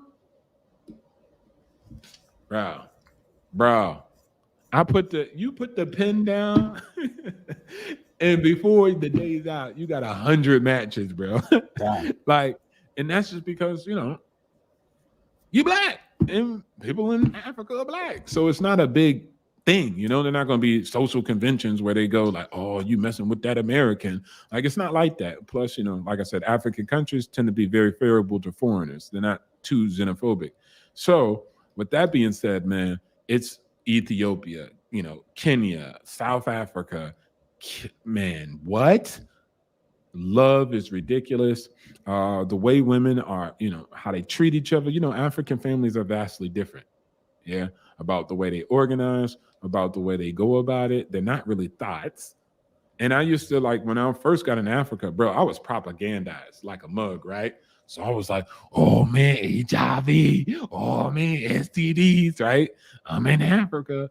But that's not true. Most STDs and all that stuff come from the West. Yeah. It's not really in Africa like that because they not doing that like that. You know what I'm saying? They're not swiping left and right every day. You know what I'm saying? And hooking up, or even before that, you know, before Tinders and stuff like that. They're not like engaged like that. So for their population and for their amount, it's super low. It's more prominent in places like Brazil and more prominent number one in America. So, or like I said, also European countries. So, with that being said, it was just, you know, misinformation, propaganda. But nevertheless, like I said, even beyond that, dealing with women are, man, bro. And the families, mad respectful. Like, you know, African families are not something like, you know, in America, you be dating a girl for dumb long before you see her parents or something like that, right? In South America, you literally like meet a girl and you be meeting her parents like that. And they'll be like showing you mad love and respect. And the same thing goes for Africa, you know? So it's just a entirely different experience. It's not so corrosive. Like I said, gender relationships are very more balanced, more it's based on more of harmony, especially because of their environments. They're still relatively more directly correlated to what each person brings in reality, right? Like you really gotta survive on your own in Africa. There's no government welfare. You feel me? So you really need to make the family work. You know, Yeah. government not gonna come in and pay your rent and give you food stamps. That's in America. That's not in, you know what I'm saying? Yeah. really people in those countries really have to get it from the mud. They like in America, we say that, but that's not real. You understand? Like my mom was on all those programs. You know, she didn't really get it from the mud. The government was always there to help her throughout, like, you know, decades. So that's not in other countries. So they really have to make relationships work. They really have to value what each other bring to the table. And I think, like I said, brothers and all the brothers that, you know, focus on your platform, bro, if you make 40 to 50, you don't even have to like really hone on all the six figures crap. But, you know, that is a lot of money in the world. And just because you are pigeonholed in one market and you're getting outpriced because of the, you know, perceived over access of all this wealth, because you know, like, you know, women think everybody making $100,000. That's not real, right? But it's perceived like that, and people operate based off of that. And if you try to perceive life like that in Asia or Africa, you be dead. You understand? Like that's not how it works. You feel me? You have to be very attached to reality and the way things are, because it's based off of your survival. So if you take that 50K or 40K or 60K into a place like that, that's a lot of money, man. And that would be respected. And it's not just about the money, bro. It's really about the resources that you bring. And I feel like a lot of men, a lot of brothers are devaluing themselves, not because they're just doing it naturally. It's because the society's making them feel like that's the real. You feel me? Mm-hmm. And that's not it. You know, it's rare for somebody to make that in the world. I lived in it, bro. Most people make $2,000 a year. And I seen, you know, mothers have to sell their 5-year-old into a brothels. It's hard out here in this world, bro. Yeah. So you are very valuable. And like I said, if you're looking for love or if you're looking to enjoy yourselves, that stuff, I don't see what the incentive is to buy domestic. I think the market's inflated. It's not your job to save America. You're Mhm. not Captain Planet. You're Yep. not Captain USA. You only Yep. get one life. And it is Mhm. not your job to save everybody. Everybody, you know, no disrespect, bro. I'm going to get on a little ramble if you don't mind. Yeah. But After that, I'm gonna open up go the ahead. phone lines. After that Okay, ramble, I need to. You got there's two super chats for you, brother. And after that, I'll open up the phone lines. okay, But go on your ramble first. yeah, I'll make it quick. You guys, man, everybody here, man, and people on the playback, man, appreciate your value, man, because it's very valuable. And like I said, the matrix can have you diluted. And I would even say when brothers take the red pill, right, or get in the man, they still stuck. Like you remember the Matrix, right, man? Yep. IP Yep. when he went to go see the architect, right?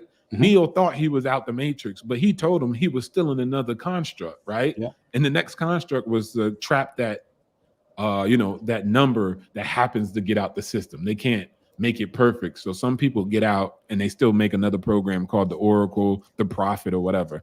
And I feel like men are, you know, waking up, but they're still trapped, meaning that they trying to fight women to take them back to the old days. Man, forget those old days, man. We were disposable. We had to work ourselves to like mules for everybody, for the society, die on demand.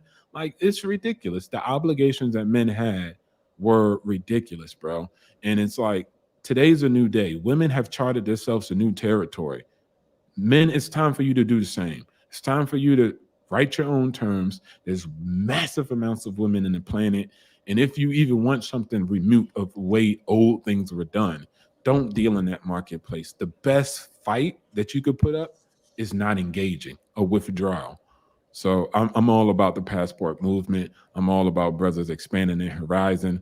And you know, this plant is not meant. You're not a plant. You're not meant to just like be planted in America, live, grow, spring, blossom, and die there like that. You're not a plant. You're a human being. Migrate.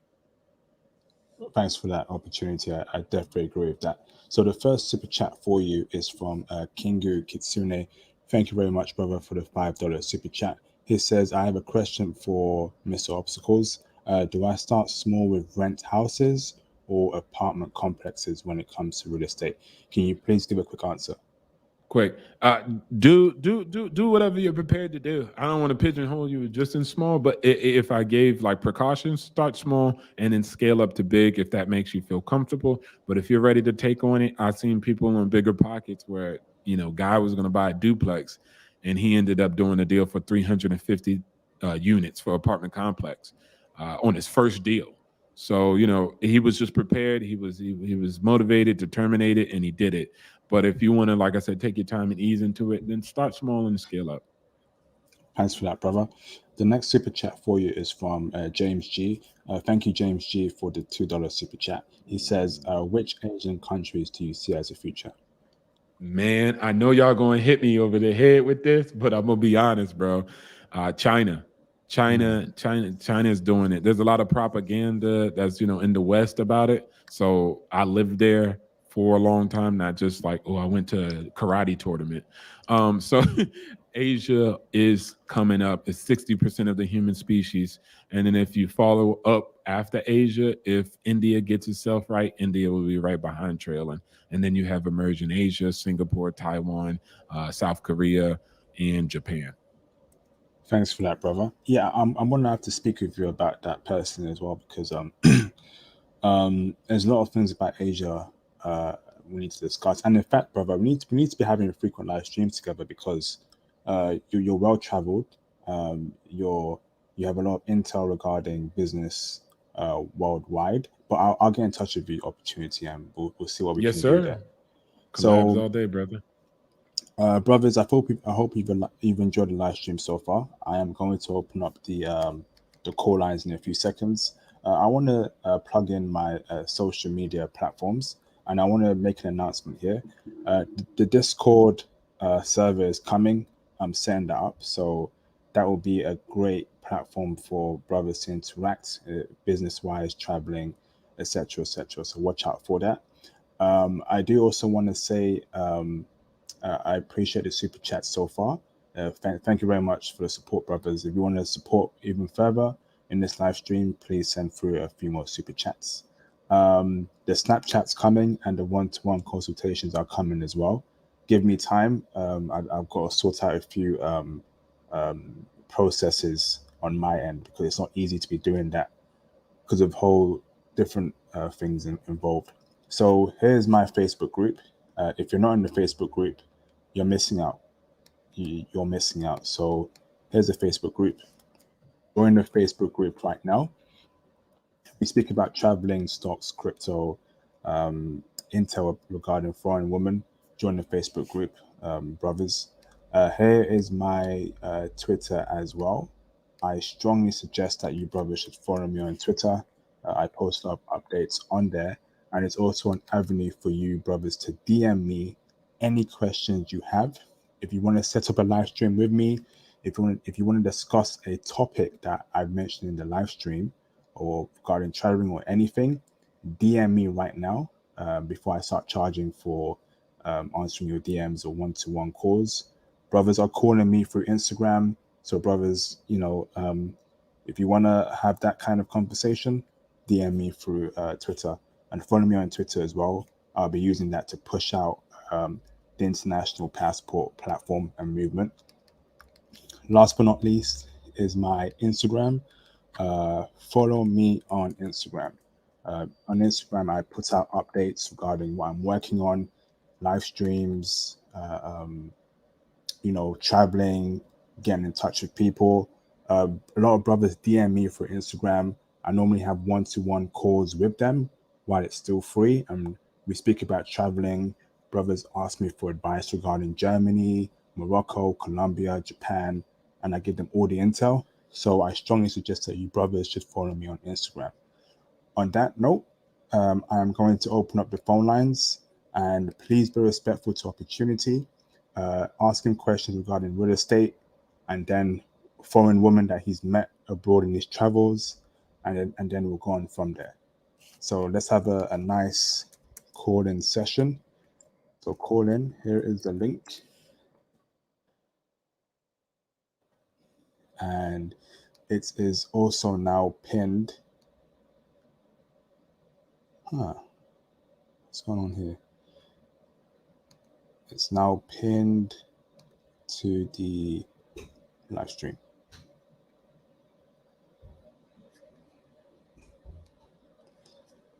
Super chat from Conrad Grant.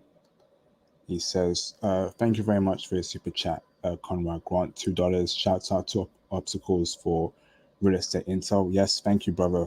Opportunity for the intel. It's been much appreciated. We have Yes, Zach sir. Hayes. What is up, Zach? How you doing, brother? I'm doing all right, man. How are you? I'm doing good, bro. Long time no speak. How you keeping?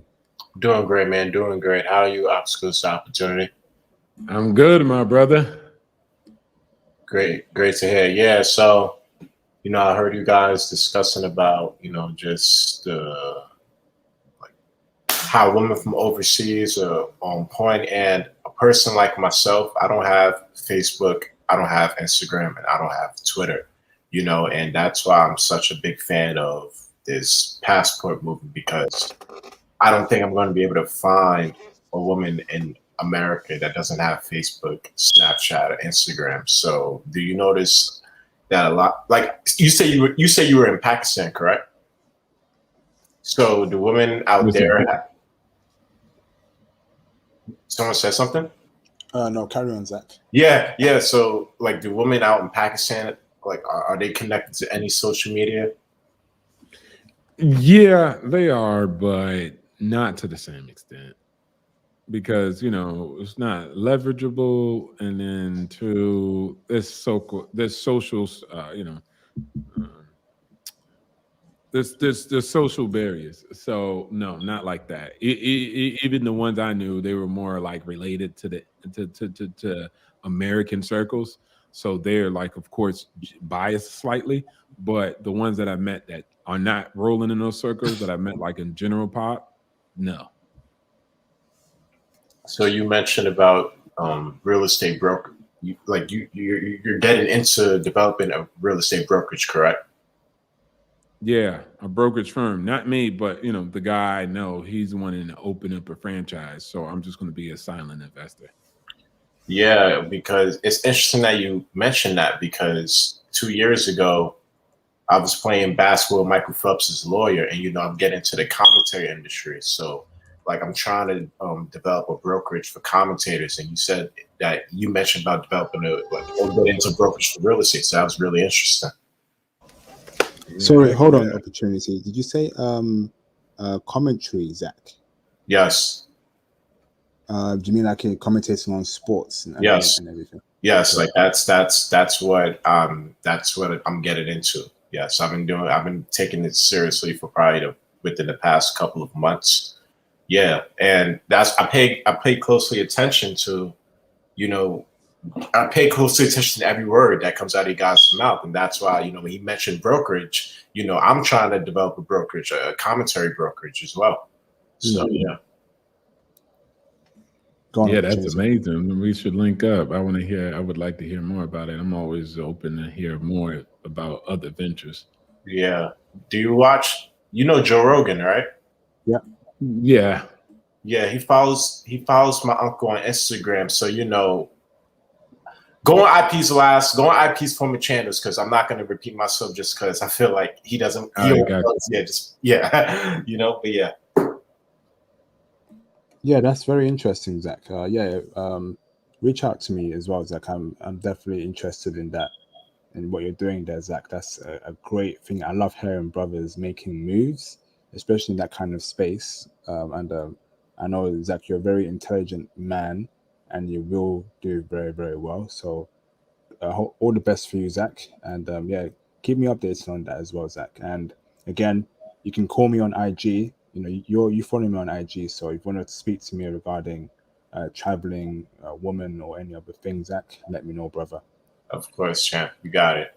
We'll do something soon. Set up a little live stream or something soon, man. Yes, brother. Of course. See you, brother Zach. Do you have any more questions for opportunities, Zach? No, that's it right now. I'll probably say something later. I want the other callers to say what's on their mind. Awesome. Thanks for that, Zach. All right. Okay, only Zach's on the call. Does any other brother calling right now? If you have any questions for opportunity, or you can simply send for a super chat. Okay, we have the legendary Sean Davis. What's up, Sean? How you doing, brother? I'm doing good, man. How you doing, Pete? Hey, I'm doing excellent, bro. It's always a pleasure to have you on my live stream, bro. I'm telling you, those Vancouver streams we did, bro, classic, and I appreciate the intel you gave brothers on that, brother.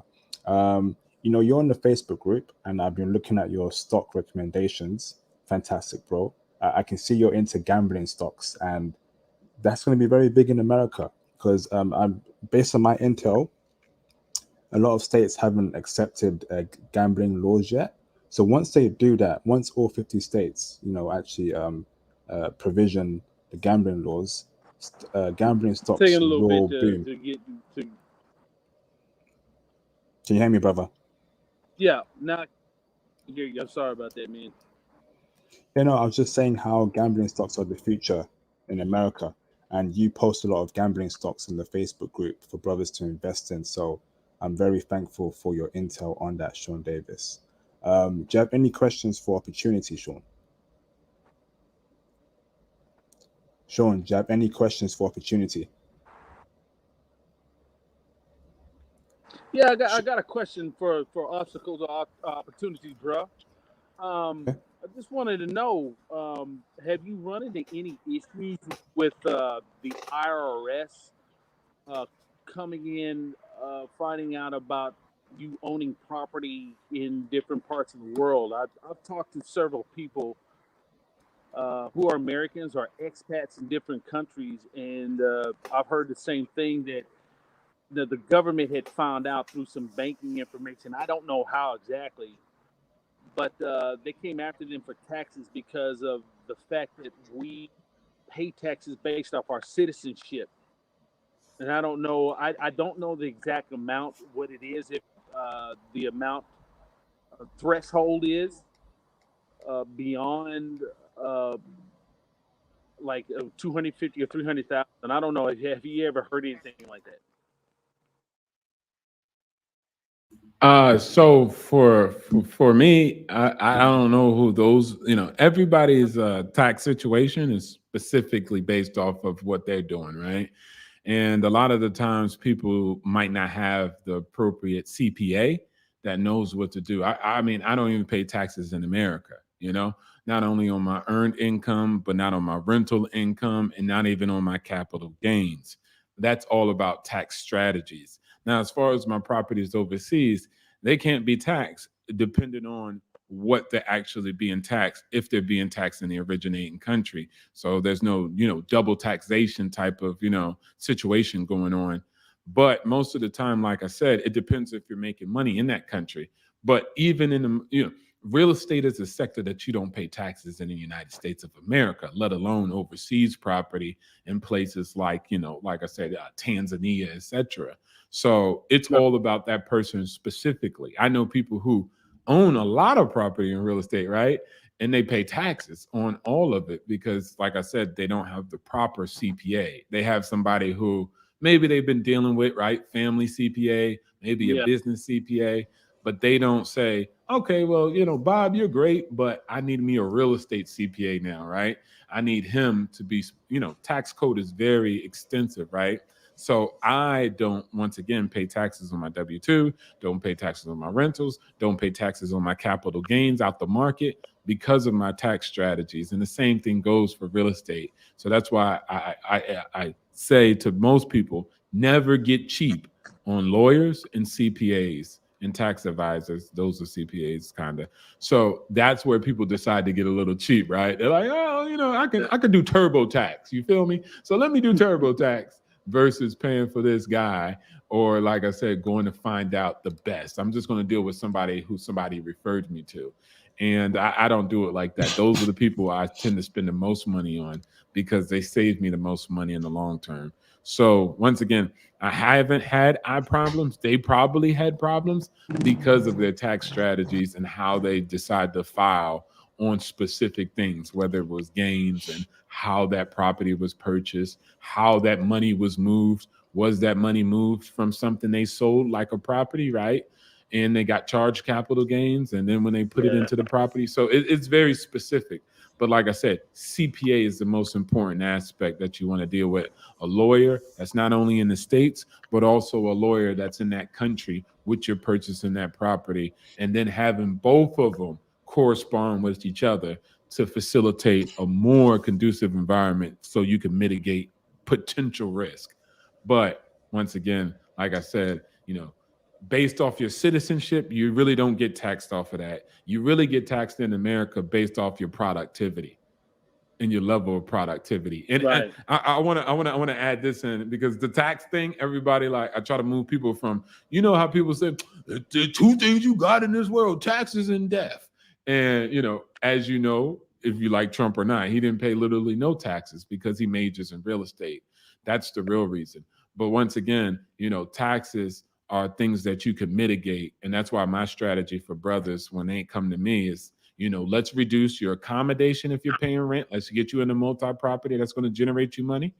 And then also let's reduce your taxation, because those are two larger, drains on your earned income. So once we marginalize those, reducing your accommodation, get you that multifamily, you're generating money, you got tax deductions on your W-2 money, and then let's also reduce your actual taxes you pay on your W-2 money and your earned income. And then now, I don't care if you watch Netflix a little bit too much, right? If you got too much, I don't need to, budget crunch you like that. So once again, it's about tax strategy. And then it's, like I said, America taxes you not based off citizenship, but based off of your level of productivity.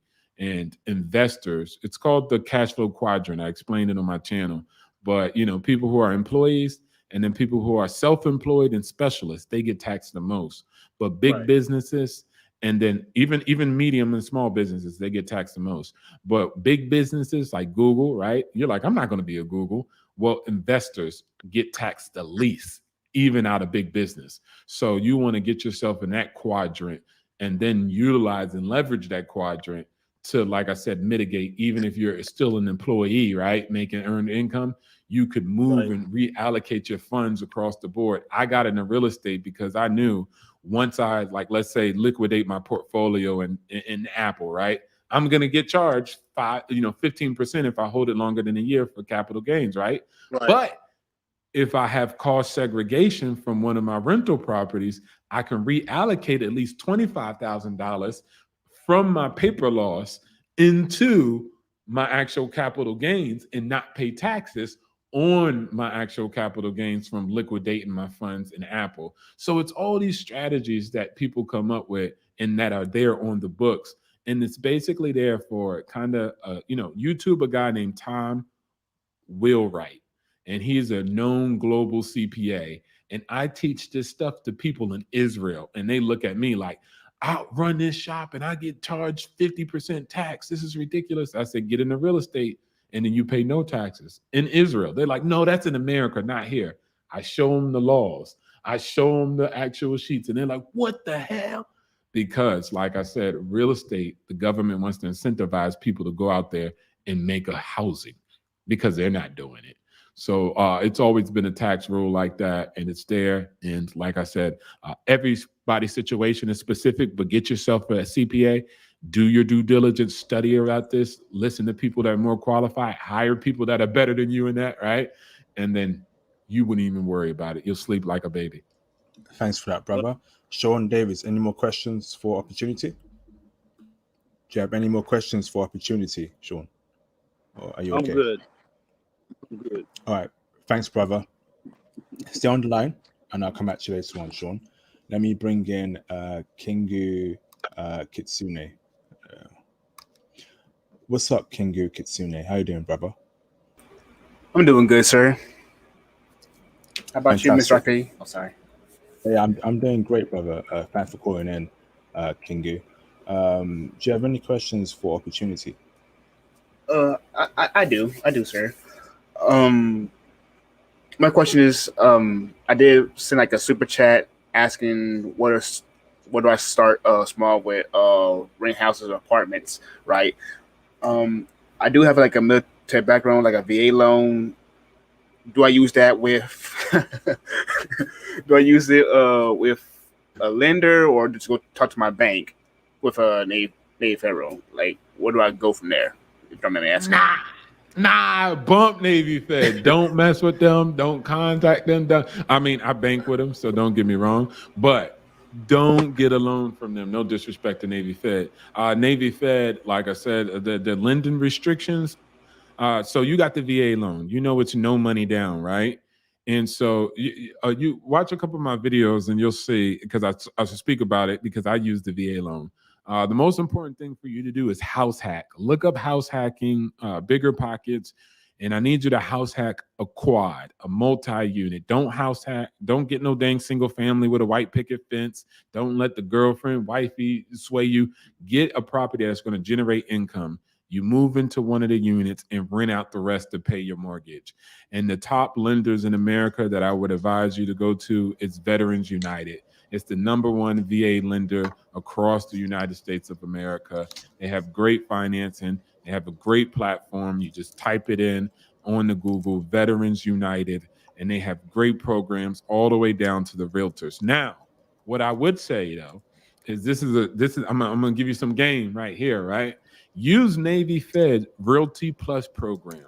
It's called Navy Federal Realty Plus program. You type that in, and then they'll show you. So what you'll tell Navy Fed is, hey, assign me one of your realtors. Don't go pick one in the neighborhood or you know a friend. Forget that. You make no money off of that.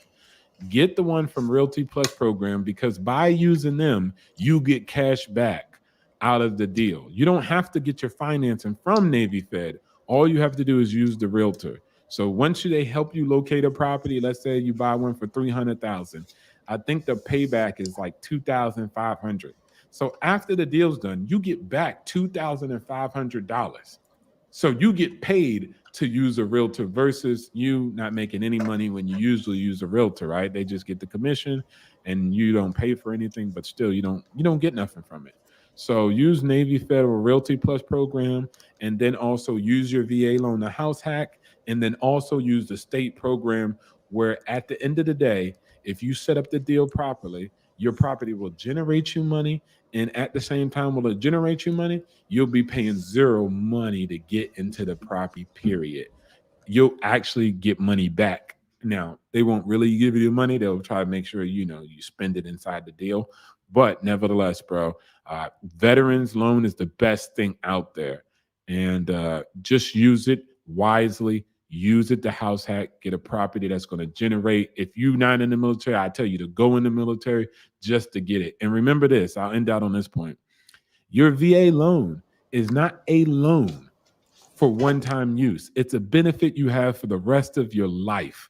So when you get this first 4 units, let's say you move out of it a year later or 2 years later, you can get another 4 unit and another 4 unit and another 4 unit, and you could continue to pay zero money down on the next property after the next property after the next property. If I would have known about this, I would have had way more property.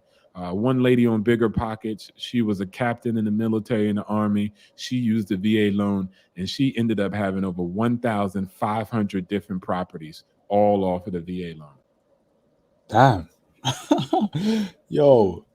Yeah, Ooh. she was killing the system. This is like, this is what I'm saying, knowledge is power, because there's so many things out there that brothers should be taking advantage of. It's just that we just don't know it's out there. I didn't even know about all this real estate stuff until Opportunity broke it down for me. So tomorrow I'm gonna look into this further, because if there's a way for me to get into it as soon as possible, I'm going to do it. And I hope brothers, do that as well. Research, watch his video again and the intel he gave, and research it, because we can't be letting this pass us by. We all have to get rich and wealthy. I want every brother here to become rich and wealthy. Kingu, before I come back to you later on, brothers, please hit the like button if you are enjoying this live stream. That would be much appreciated. Kingu, do you have any more questions for Opportunity? I do have one more question, if I may ask. Me doing all the real estate things here and there, am I required to be like a licensed real estate agent, or do hold up. Like, do I have to be a real estate agent, or do I have to pay someone else to do that for me, like CPAs or whatnot? No. I got that. I know what you mean. So pros and cons, right? And I would say don't worry about that. Focus on being a real estate investor. The realtors, one, like I said, you want to compartmentalize knowledge and you want to get experts on your team. It's all about a team. And you don't want to have to do so much. You already have to find the deal. You always have to strategize already, right? That's not necessarily your realtor's job. So you want to have the best realtor, meaning knowledgeable about the area, has a great type of inventory, meaning they have networks, connections with people who have property on the market, off the market, So you want to deal with those people versus you trying to be that person yourself, plus a real estate investor, plus connect to your lenders.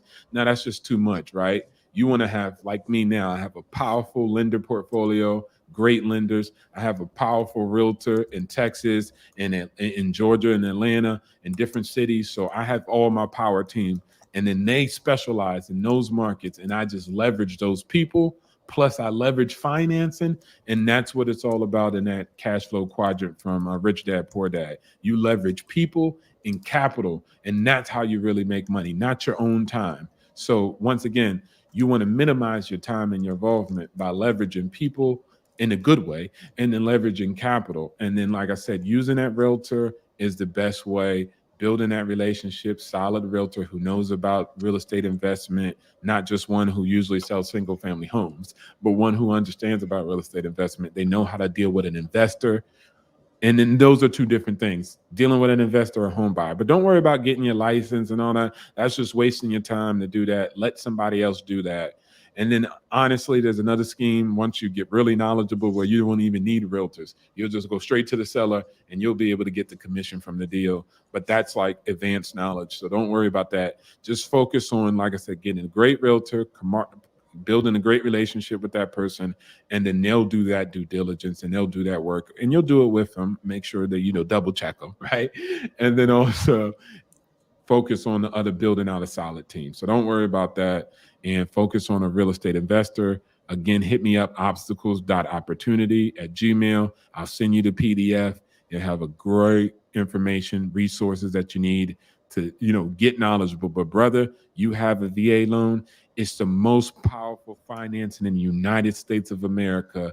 And if you have disability too, you can even get reduced property tax, where you don't even pay property tax on your property too. So, use those benefits. I scream it out to the high mountains, and hit me up. I got a great realtor or a lender. He does veteran loans also.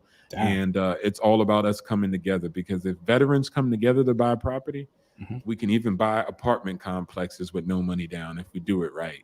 So there's so many great opportunities out there. And like I said, man, you're sitting in a freaking the greatest golden seat to, like I said, leveraging yourself into wealth. I can't make you rich, but we can make you wealthy. And with real estate, that's how we do it.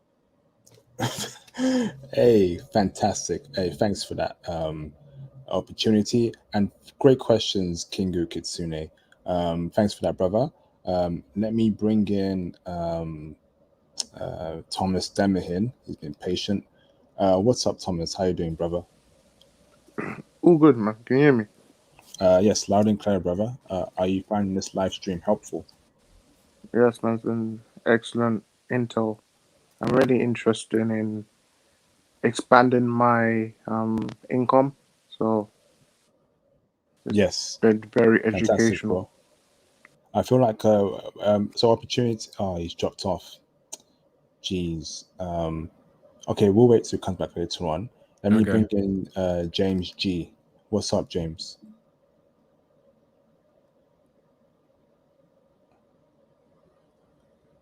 James G. How you doing? How you doing, brother? You okay, bro? I'm doing great. It's really great stream. Can you hear me? Loud and clear, brother. Loud doing? and clear. How you doing, brother? You okay, bro? You have me in the background. I'm doing great. It's really great stream. Can you hear me? Yeah, James G. You have me in your background. There we go. I had to fix that. Is that better? Yeah, loud and clear. Yes, awesome, brother. Yes, it's loud and clear. How you doing, James? Are you a new viewer to my channel? No, I've been subscribed to your channel for a long time, and I came across obstacles through 1MT, and I had Okay, asked him questions on 1MT, and I just want to say thank you for your service. fantastic, James. Do you Thank have you, any sir. questions for opportunity right now? Oh, plenty of questions, but I don't want to hog the stream, of course. So Go on, I'm bro. also a veteran, and I see a lot of opportunities in what he's saying, and I was just curious, what are your thoughts on going to markets that have potential upside? Like, here's a great example: a state like Idaho. Okay. I don't know the specifics of the market in Idaho, so I wouldn't like to be, giving out uneducated or just baseless opinions. But if you're saying it's an upswing market, like it's going to appreciate, or gentrification, or whatever word you want to, somebody want to use. So this is my strategy, but it doesn't have to be somebody else's, right? With the VA loan, like with upswinging areas, there's always potential for added value, growth, and development, or not. But nevertheless, let's go in a positive right, less conservative route. There's an upswing, so there's usually cash flow there. There's usually room for appreciation, forced appreciation, or general appreciation. So for those, and let's say the market is like less, right? It doesn't cost so much money to get into the property. Then I save those for like other different types of vehicles, like a FHA, USDA, or just a conventional loan and a house hack. Because if it's cheap and it's up and coming, I could pay a little 5%, 3.5. But what I save my VA loan for is prime real estate in the best location in Washington, D.C., because now I can leverage $1 million at a rate lowest than all loans in, because I do a conventional or an investment, they're going to charge me 4, maybe 5%. But if I do VA, I'm charging 0%, not zero, but the rates are like 3.25, 2. And then at the same time, the rates are super low. I get to lock in $1 million property for like a 2% rate. Plus, I don't have to pay any property and mortgage insurance. So I'm gonna do that on the expensive property, where dang, they're gonna be like, "How you get into that $1 million property with no money in, and you don't even pay no mortgage, and you didn't even put no." So you got a low rate and leverage all that financing at a lower rate, and then at the same time, you don't have to pay private mortgage insurance. So I'm saving that for the VA. And then, like I said, in those swinging areas, I'm coming out of pocket a little bit. I'll do the FHA. I'll pay, the PMI also. I'll pay a little higher interest rate, but no problem. It's an upswinging market. There's room for me to build value in things like you said, force appreciation, doing a rehab, added some value to the property. Or, like you said, the property's gentrifying, so the value is going to increase based off of the macros of the area in general. So let that do its natural thing, or forced appreciation, but reserve the VA to say, look, I'm gonna lock in a solid property. Because if you do that, let's say I buy something solid in DC, the capital of the United States, which is very competitive, or Austin, right? The tech future, the tech mecca future of America, whatever the case may be, right? Mhm. When I go to the bank and I tell them that I got a property in one of the most prime areas in the United States of America, they're gonna say, how much you want? So I can borrow against my property. They're willing to, write me a loan because my property's value is prime real estate. You understand? But if I come to them and be like, oh, let me borrow against this property, it's up and coming, it's gonna swing, they're gonna be like, no, no, no, and no. So it's not like I said, the underwriting is gonna be slightly different. They're not gonna say no. But what I'm saying is, you have a foundation to anchor your portfolio on. So like I said, you go zero on $1 million property, you make great returns because you got a good quad, right? And then, like I said, those renters are building up your equity. And then after year 3, year 5, you got $250,000. But if you would have bought a property for, $200,000, man, at 5 years, you got like equity, $60,000, but with the $1 million, you got $300,000 in equity. So when you call up the bank and say, I need to borrow, $20,000 out of my property, they're going to say, take it, no problem. and then you take that $20,000 and go into that swinging area that you talked about, and then take that $20,000 and put it on, that swinging property, that up and coming neighborhood, and then you don't really have to put your own money up. You're just putting your equity up off of that property. So I think that's what I use. I'm not saying everybody should use that strategy. You can definitely do that, but number one principle is use the VA for sure, and then you get creative and you come up with your own innovative indigenous techniques. Okay, Awesome. just two more Go on, questions James. for you. All right. Okay. I'll keep the answer short next time. My bad. Go on, James. No, that was great. So my next question is, I'm 100% disabled, and you had mentioned something about that, but I was just curious. I just got injured in the field, so I'm 100% Gotcha. service disabled. How do I use that in property? Yeah. And then the next question to tag along that is, I've heard this, and you kind of confirmed it. I heard there's no more cap on how much you borrow from the VA. It's now based on income. I know somebody else that's a veteran told me that, but can you speak to that? Do you have any experience on what's the cap? Yeah, I got it. And then also, let me say, I'm not a loan officer, CPA, or a tax advisor, etc. But I do know about that, and I'm going to point you in the right direction. So let's start with the first one, right? When you talked about that property, right? Disability. 100% disability is great, especially depending on what state. So what you want to do is go to Veterans United. They have a great little chart. You type in Veterans United and disabled veterans property tax. And they're going to show you a list of all the states that offer programs that either completely wipe away the property tax altogether, or they have a certain percentage, right, in a certain circumstance. So case in point, it's going to show you that list. But also, I'm going to add this. It's your due diligence to say, this is what Maryland says, or this is what Georgia says. It's your due diligence, too, to go to your specific county, right? Your specific city or county or district that you're in, and look up the VA disability requirements, and then read it per the tax line, because like I said, they're third-party information sometimes, so they might miss a point or two. So an example, like in Texas, I told all my friends to go to Texas, right? He was like, why? I was like, bro, in Texas, there's how many large metropolitans? Houston, Austin, San Antonio, Dallas, and Fort Worth, plus Tyler and all these other places in one state, right? And then on top of that, Texas has where if you are 100% disabled veteran, your assessed value basically saying you don't pay any property tax on a property that's your primary residence. So if you move into that quad and you're making money off of it, right? A lot of your money is allocated for expenses like property tax. But let's say your property tax $12,000 or $8,000 a year. Well, once you say, hey, I'm a veteran, I'm disabled 100%, you file the paperwork, provide the award letter that you have, right? And then file that with the appraisal district, right? And then the appraisal district says, okay, this is legitimate. He is 100% disabled. Here, you don't pay taxes. Then you take that, you take it back to recordation, and they say, okay, yep, you're not paying taxes.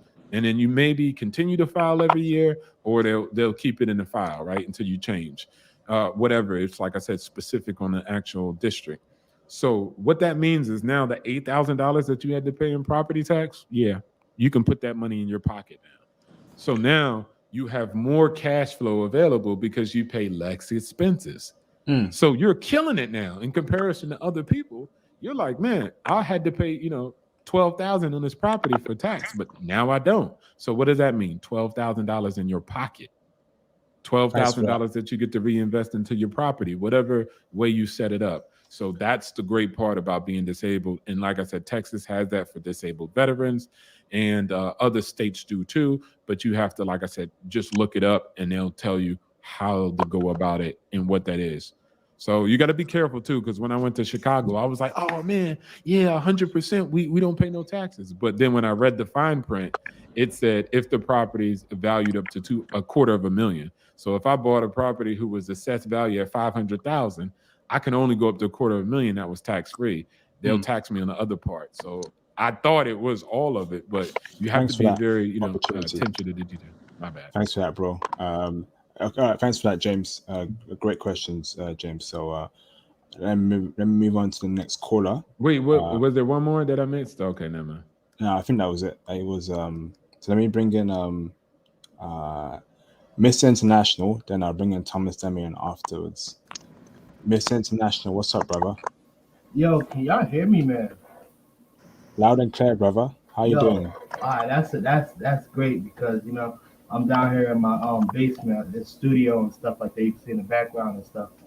I don't usually use this a lot, but like I said in the private chat, I've been watching all your streams lately. Even though I know you probably was wondering, maybe I forgot about Mr. International, but I was in the background watching everything, and I mean absolutely everything from Australia to Tokyo to even my man Sean Davis from the Canada talks. I've been watching it, and I just obstacles to opportunities. Like the other guy said, I know you as your other name, but we're going to leave it as this because, like I say, I guess you're rebranding. But I got a lot of respect for you, but I also got respect for IP. But this is something that I wrote. This piece of paper right here. You know what I mean? I've been writing down all the names of all the people that live in these certain countries like Tokyo and Australia, and I just wanted to show y'all. I know this has to do with the stream, but there you go, Black. My writing's not that good, but you see your name up there, Black Ambassador and all that, Thomas Demenham, and the reason why I wrote this was because the movement, man. That's why I wrote these names. The movement, man. And I think that even me talking about this, man, this is like borderline. It's gonna get me in trouble, man. Because listen, man. From Tony Berry to King Sigma to Theo Wolf to Ransom McKissick to Anthony Thomas to who I just wrote down today, Sean Davis, because I do remember him and the Canada stuff from Wall Street J to Jay Bones to all of this stuff, to Frank Harris, to IP himself. You know what I mean? I'm thinking all these streams that I've been watching, I'm thinking about when COVID is over, right?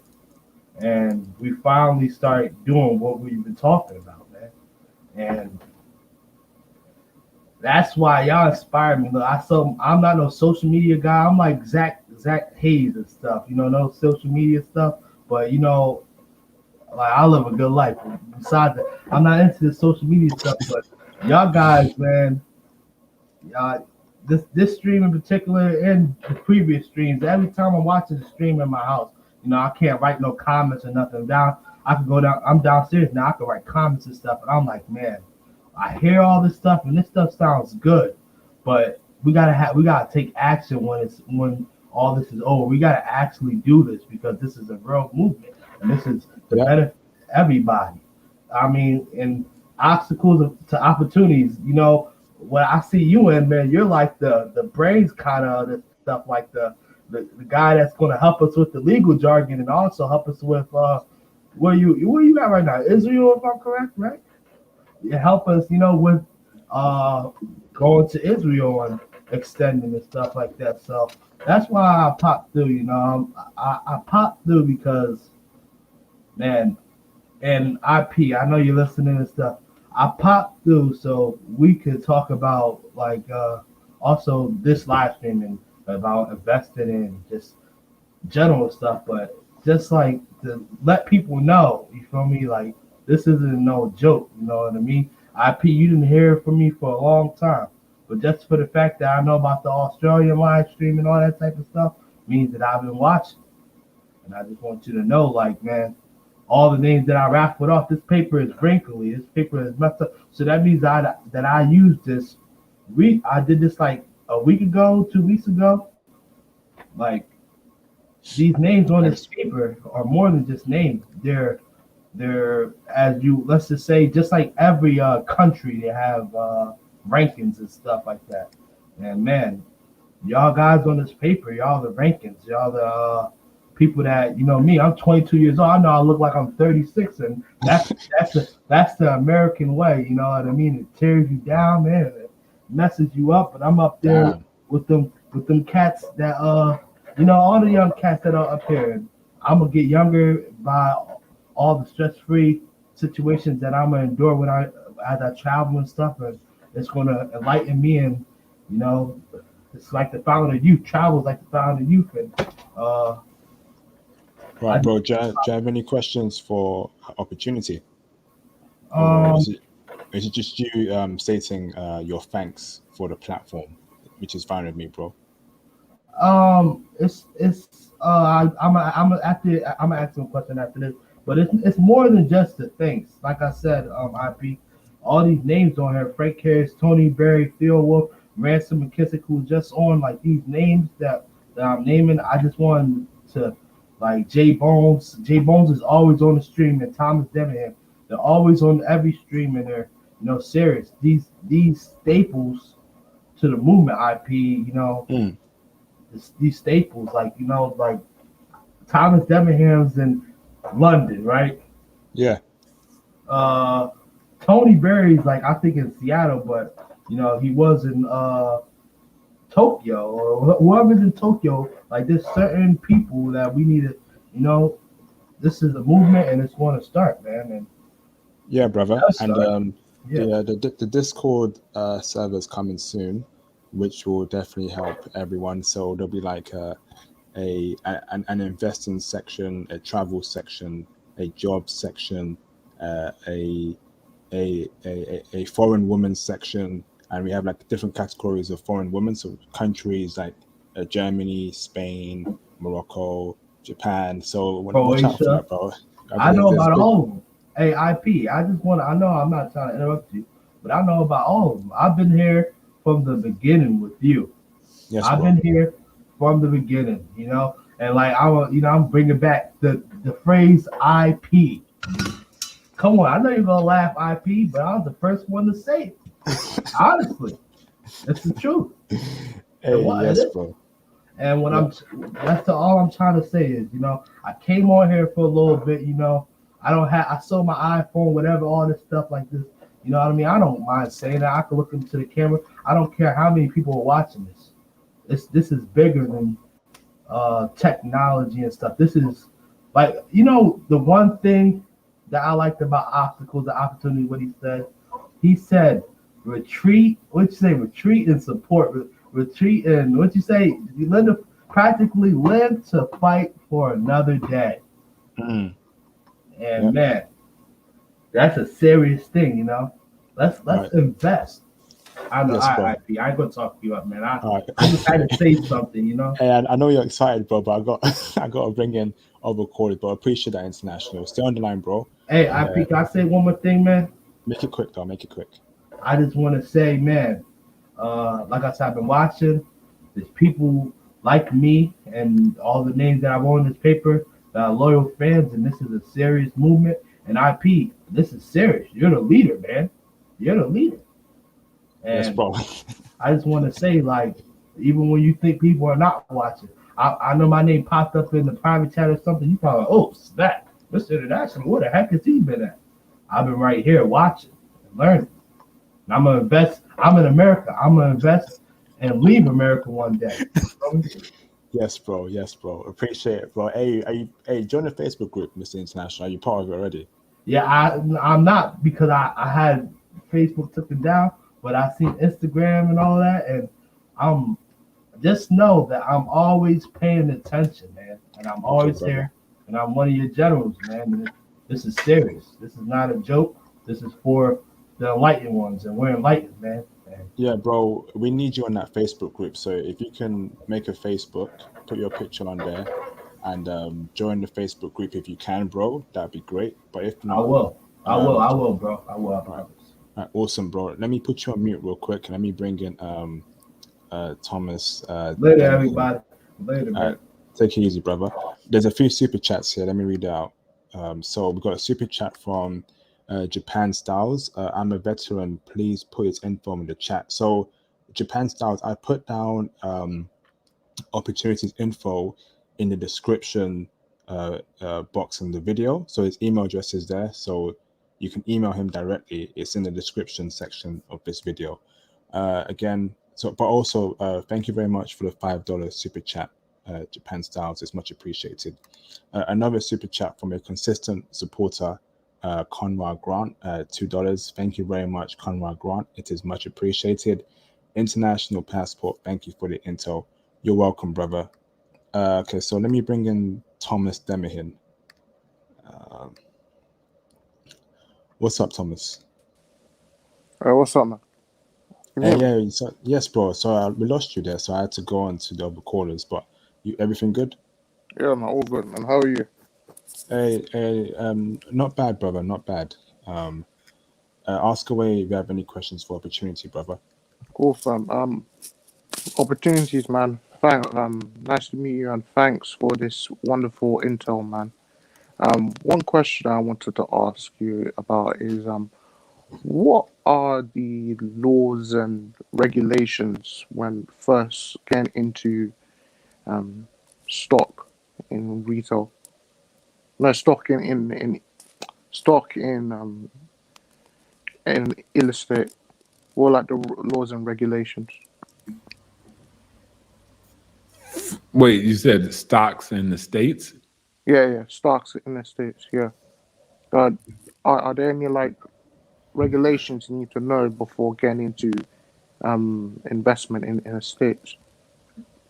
No, I mean not when it was sort of stock market, not so much. I mean basic ones like no inside trading and stuff like that, right? You can't be a licensed broker or work in particular firms that you're on the SEC. It's stuff like this. All those disclosures come when you are basically signing up for a platform. And of course you trade in your personal information. They of course verify some things, but not that in particular, but they ask for you to disclose those things. So anything that's like rules and regulations that you need to be aware of, they provide you with the disclosures, and you have to disclose if you're a part of those elements. If not, then like I said, to my knowledge, that's the extent of things that you should also look out for when, like you said, you're investing in the stock market. But most people are not like that. Cool. One other question I have is it's regarding with African women. Just one. This is my final question. Um, based on your travels and to within Mother Africa, which country would you say was the best out of your travels? Good question, Thomas. Africa. No, it's a whole country. No, United States of Africa. Nah. I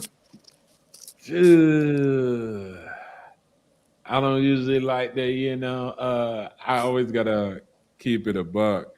I would have to say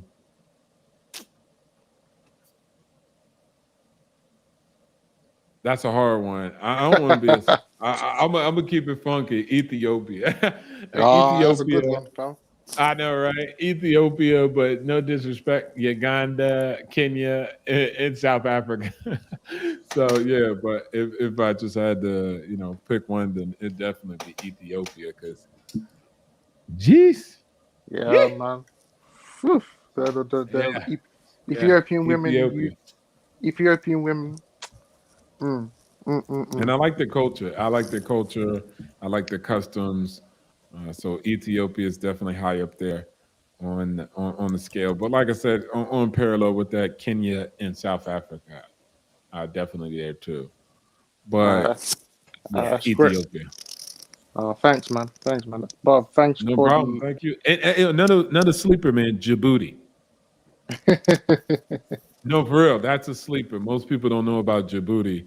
That's a sleeper. Like it's not, Ghana, Nigeria. You hear these things, but you don't usually hear Djibouti. Djibouti, that's a sleeper, but it's an amazing place.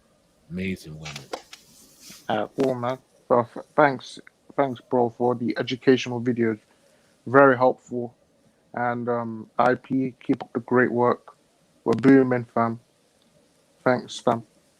Hey, thank you for the kind words, Thomas. Although I don't get a lot of views, I'm trying to push out a lot of intel to brothers, and in the future, I know the views will come, but right now, I just want brothers to get this intel. It's very important.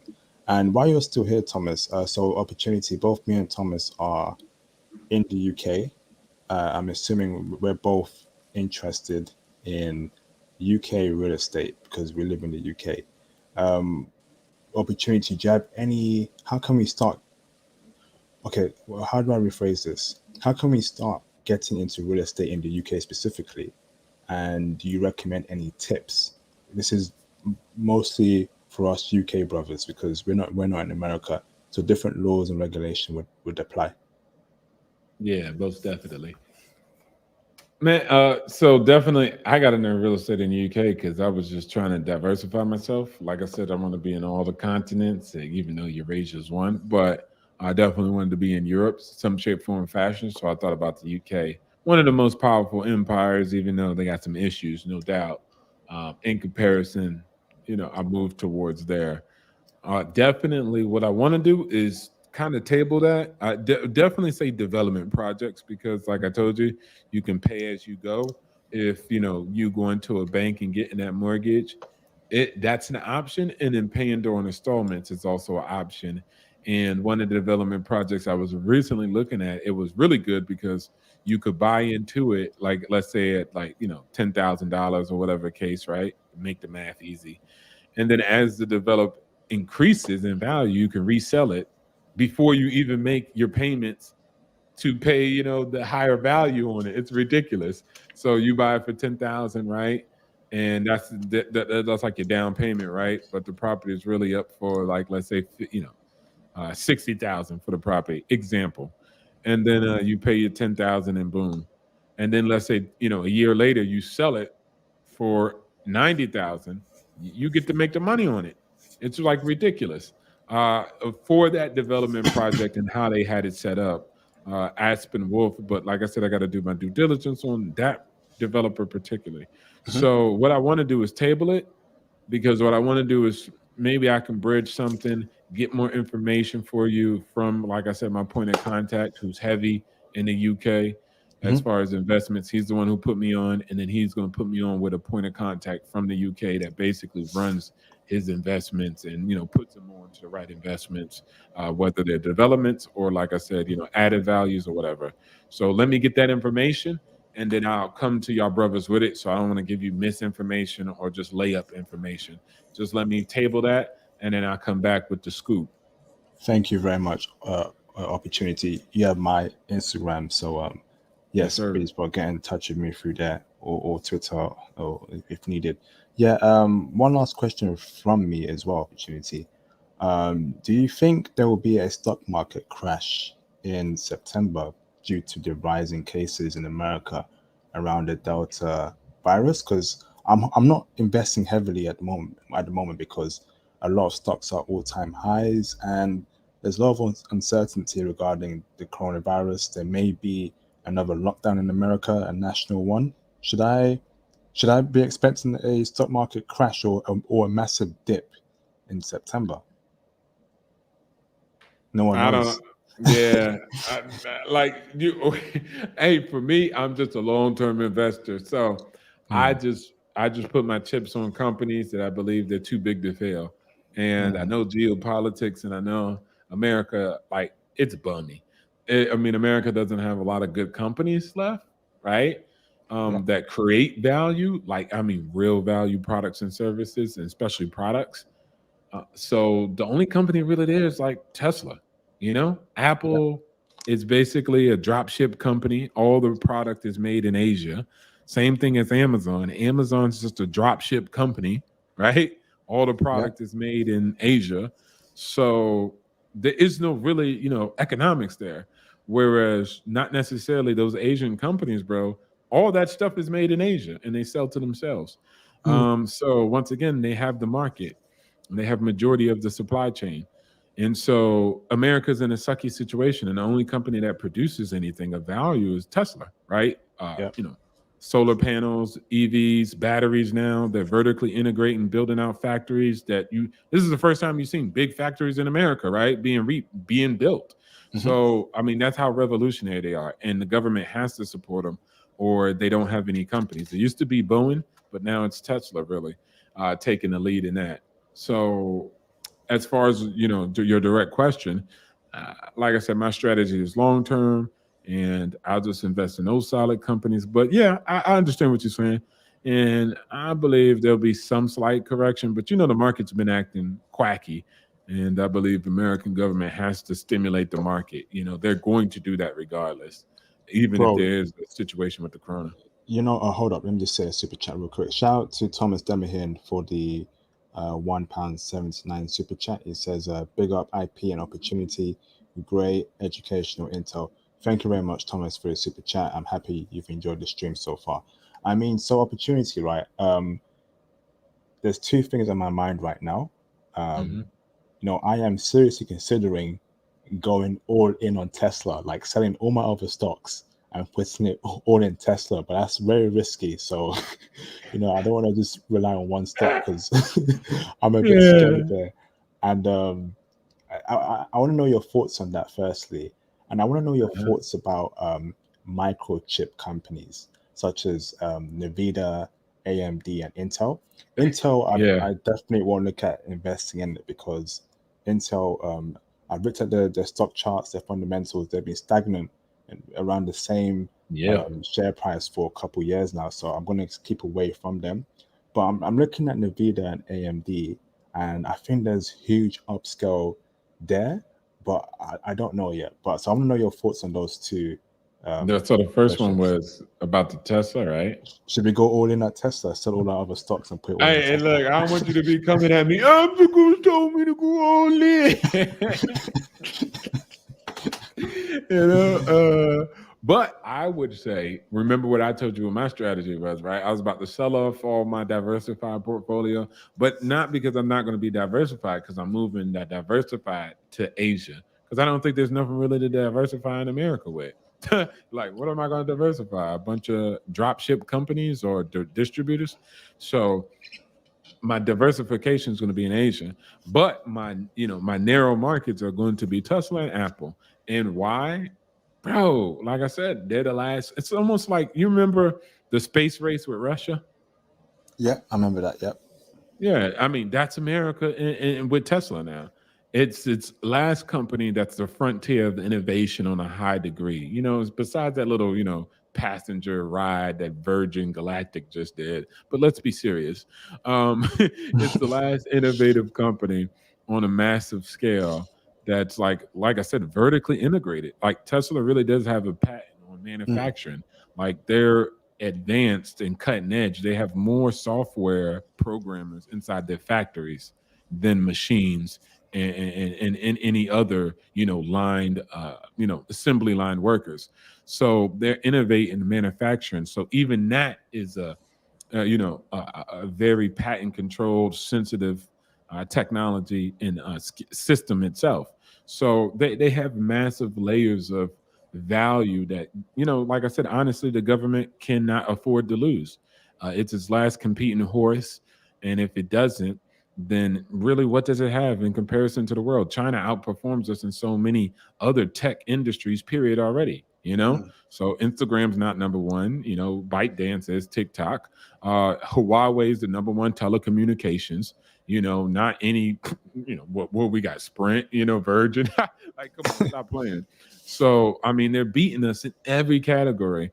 And Tesla, like I said, is the last horse that they can ride in and at least create that value. And it's the only thing that's going to uplift those dying ICE companies like Ford and everything. So they're going to have to brokerage a deal with them at a certain point. So, I mean, it's his last dying horse. It's his last horse. It's his last go to fight the last Cold War, right? China's going to beat us, but we're beating them in the innovation added value. And Tesla's the company to do that. So I think it's a geopolitical thing also. And like I said, going back down, it's just economics alone, it outbeats them. So I never would say it's stupid to invest in Tesla, but how are you going to diversify yourself, right? So maybe real estate or maybe international marketplace, man. I got a great, wealth manager that can open up a good Asian portfolio for you. Okay, And bro. Reach out to me about that, bro. yeah. And what was the other one? The last one, the second question was. Second one is what are your thoughts on Nvidia and AMD? Yeah. Bro, once again, TSM, Taiwan semiconductor manufacturer, right? They're the ones who make all the chips for IBM, Apple, Dell. Like, bro, America's just a goddamn drop ship company. Like, they do the little designs, right? But they send the designs off of TSM, and TSM manufactures them. And then, of course, China or another Asian country assembles them. So, like I said, at a certain point, remember what I said, 60% of the human species, Asians they already have a cashless society. They're not like messing around with Bitcoin, a digital currency, in like an investment way. It's actually, they don't have cash at all. They don't walk around with money like that, or credit cards, because they never integrated with credit cards. So with that being said, they're a very QR and digital currency and cryptocurrency based nation. And that's just the beginning. Other Asian countries are following their lead. So what I'm saying is, bro, semiconductors, cell phones are the main form of just transactions alone. So if you start looking at semiconductors, which is the brain of the freaking cell phone, right? Or any other electrical device, right? Even a refrigerator, all that is coming from Asia. So once Asia, which it is doing, continue to build up their domestic markets, bro, them selling to America and selling to Apple is irrelevant. It's like a small marginal of the share. Like Huawei said, the CEO, the founder of Huawei, right? When they were like, we gonna ban you in the West, no 5G. He laughed at him and said, you act like the West is the only market. If the West closes its door, the East is wide open for us. So that's the larger market. How do you feel about? So I know recently a lot of Chinese stocks have dipped in value because apparently the government has been coming after them. Isn't that a risk there? Yeah, but once again, it's the same risk that American tech companies deal with. Also, American tech companies receive the same type of regulation that's coming from the government, right? The only thing is different with China is they just like, oh, CPC, oh, the Communist Party. But come on, bro. Think about this, right? Here's how we're going to nip this in the butt. China has uplifted 800 million people out of poverty. They went in a relatively 40-year span without war, violence, and all this other stuff, expansive war and taking over Iraq or something like that, right? They've been able to push themselves up to arguably number one in PPP GDP and number two in the world as far as economic powers, slotted to take over America by 2030 and probably even sooner. They know what they're doing on economics. They're not going to. You know how many articles have been put out? I remember they were showing one news agency and specialists and correspondents, right? They've been saying the real estate market in China specifically, we're going to crash for 40 years. And it only got more better. So at what point can you keep putting out articles for 40 years saying, oh, the crash is coming, the crash is coming, without somebody calling your bluff? Like they said that about Tesla, right? America sucks when it comes to that. They've been saying Tesla was going to crash and burn for the longest. And look at it. It's gotten more stronger. So, what happened in Asia, I think it's already a lot of, anti-communism or anti-China. So people just take it to the extreme. What China did was basically just make sure that education wasn't privatized, because in China, education is vastly important. Most of their population is highly educated, more than America, right? And they didn't want a private company started to mark up the prices for something that they believe should be relatively affordable, available for all 1.4 billion Chinese people, which is education. So they had to control and regulate that. Same thing with Ant Group when the finances came out, right? Yeah. When that big, the largest financial IPO in the world came out, right? And they had to stop it because they had to re-regulate some things, right? Ant Group had no stake in the, mortgages and loans that they were issuing. So they had to restructure it with banks and then make them have more skin in the game. So with that being said, bro, that was a smart economic, regulation that they had to add in there. But still, the Yeah. case is the case. When it comes out, it will be the largest financial IPO in the world has ever seen. And Asians save way more than Americans and invest way more than Americans. The average Asian, and especially Chinese citizen, owns 3 homes and invests around 40% of their earned income, even though their GDP is per GDP capita is 15,000. That's They crazy. save more money than Americans, which have 65. So what Okay. I'm saying is, bro, I've the got economics, it's there. I've got one last question before I end the Yeah, stream. go ahead. What are your thoughts on Microsoft stock? I feel like it's a very good stock, right? But but I'm just concerned as to their growth because they've been around for a long time. They have their hands Yeah, they bums. in a what was that? Sorry. No, I said, yeah, they bums. Yeah, keep going. Like personally, I feel like the stock should be a lot more higher because they're in cloud, they're in AI, machine learning, they're in computers. But the stock is, although it's stable, it's growing, but it's not growing as fast as it should be. Do you feel like they've reached their pinnacle, or do you see it growing a lot more higher in 5 years, 10 years? Because I was looking at the 5 year chart, and it said $400 within 5 years, and right now it's almost $400. So you're telling me it's gonna increase by $100 within 5 years? That's pretty slow for a stock like Microsoft. Is it worth investing in Microsoft if you didn't get in early? What's your thoughts about that opportunity? All right, look, man, I told you my investment strategy. Damn everything else in America besides Tesla and Apple, just because they got a large cash reserve, right? But outside of that, damn everything. And like Apple don't even know what they be doing. You never even know what they coming out with, right? They like, True. hey, we coming out with glasses, like, ooh, but they have a lot of cash flow, so I'm not tripping. But Tesla, that's my last one, bro. Microsoft, booty. No, let me rephrase. Microsoft, bro. Let me say it in a professional, effective way. Microsoft, another dropship company. Innovation has come to a dead still. Like I said, majority of Asian countries, not even only China, right, are coming up with way better devices, right? Way better innovation.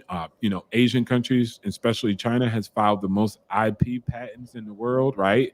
More in more recent years, they're developing more better technology, and even even the CEO of Facebook, Mark Zuckerberg, in a great book I read, it's called "Has China Won?" Or I think it was the Cashless Society. Yeah, it was the Cashless Society.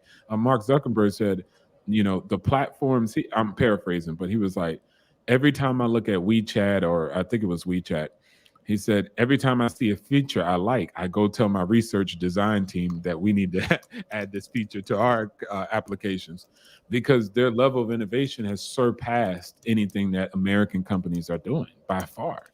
You know what I'm saying? Imagine someone like WestChap or iMessage doing financing across the entire economy of America. That's the level of WeChat, right? They're in areas of asset classes of financial instruments and investments that iMessage doesn't do that. iPhone doesn't do that at all. Apple doesn't even do it. I mean, they recently came out with a card, but they're not that expansive. So once again, man, if it ain't Tesla or Apple, I really don't care. No, but I just don't see it long term. Maybe a little 5-year marker stuff. Maybe there might be something there. But like I said, I'm going long term. And like I said, I end out on this about that. As much as you might say, I'm cautious. Let me tell you, Goldman and Sachs, JP and Morgan, and all them are in Asia. They spent the most money in China investing in mortgage financial institutions. So they're there with their feet up, and they've been receiving 40% returns for the last 2 decades. They not tripping. All right, fantastic. Thanks for everything you've said in this live stream. I've got a super chat from Japan Styles. Thank you for the $2 super chat, Japan Styles. Isn't China jailing Muslims? I believe so, but this isn't the stream for it, brother. But yes, but you can DM me about that if you want to speak about it, or call me just to get some words off your chest, brother. But thank you for the super chat, brother. It's much appreciated. Opportunity, thank you very much. It's been another great live stream. You've dropped real estate game on us, you've dropped stock game on us, and it's much appreciated, brother. I would ask you about crypto, but you said nope. So forget crypto. Yeah, y'all might be salty if I say something about No, no, crypto. no. Y'all might be a little No, no, salty, no, man. no, no, no. Please, we don't accept any bad words about crypto on my platform. It is not bad. It's not bad, but y'all might be a little salty. Nah, forget that then. But opportunity, thank you, bro. I think we need to have another live stream regarding more real estate stocks.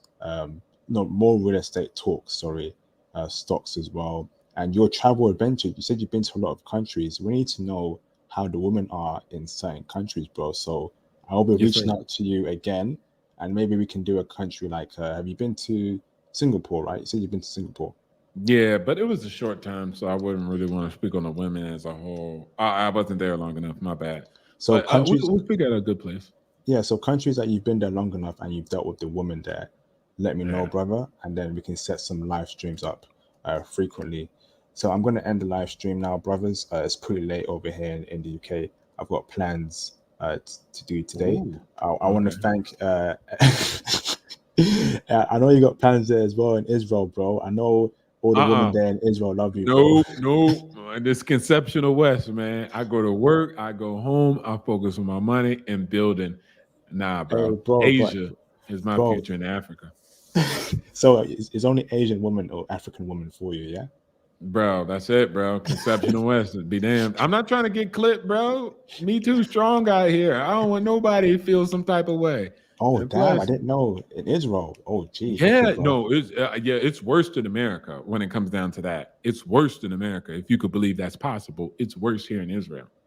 Yeah, America and Israel have very strong ties. They influence each other. So I'll leave it as that. Yeah. I don't want to go too deep into it. But yeah, if Asia, Africa, brothers need to explore that more. And that's it. Japan. That's it, man. That's Leave everything. You can have the rest, man. Asia and that, Africa, bro. that's it. All right, bro. This has been a great live stream, brothers. I'm gonna end it. I'm gonna end the live stream right now. Again, you can follow me on my Facebook group. You can join. I will accept brothers within the Facebook group. So do that as soon as possible. Again, as well, follow me on Twitter and send me a DM through Twitter regarding any questions you have. I'll be using Twitter a lot more. And last but not least, here is my Instagram as well. Brothers, follow me on Instagram and send me a DM if needed. Great live stream, bro. This has been a fantastic live stream opportunity. I'm telling you, bro. Thank you very much. It's much appreciated. I'll be in Yes, touch. sir. You can be in touch as well. Opportunity will be in touch. And Much everyone, love. please hit the like button if you've not liked this video. If you're a new viewer to my channel for this stream, please hit the subscribe button. That'd be much appreciated. You're welcome to the Passport movement. So subscribe. And last but not least, what was it? Everyone, please make sure you comment on this video. Just say great video, International Passport. Thanks for the intel opportunity. Great video, blah, blah, blah. The more comments I have on my videos, the better. And the YouTube algorithm will push out the video. We've got 26 people watching this video. I want to see 26 comments right now. All right. See you, everyone. And I will see you all on my next live stream. Peace out.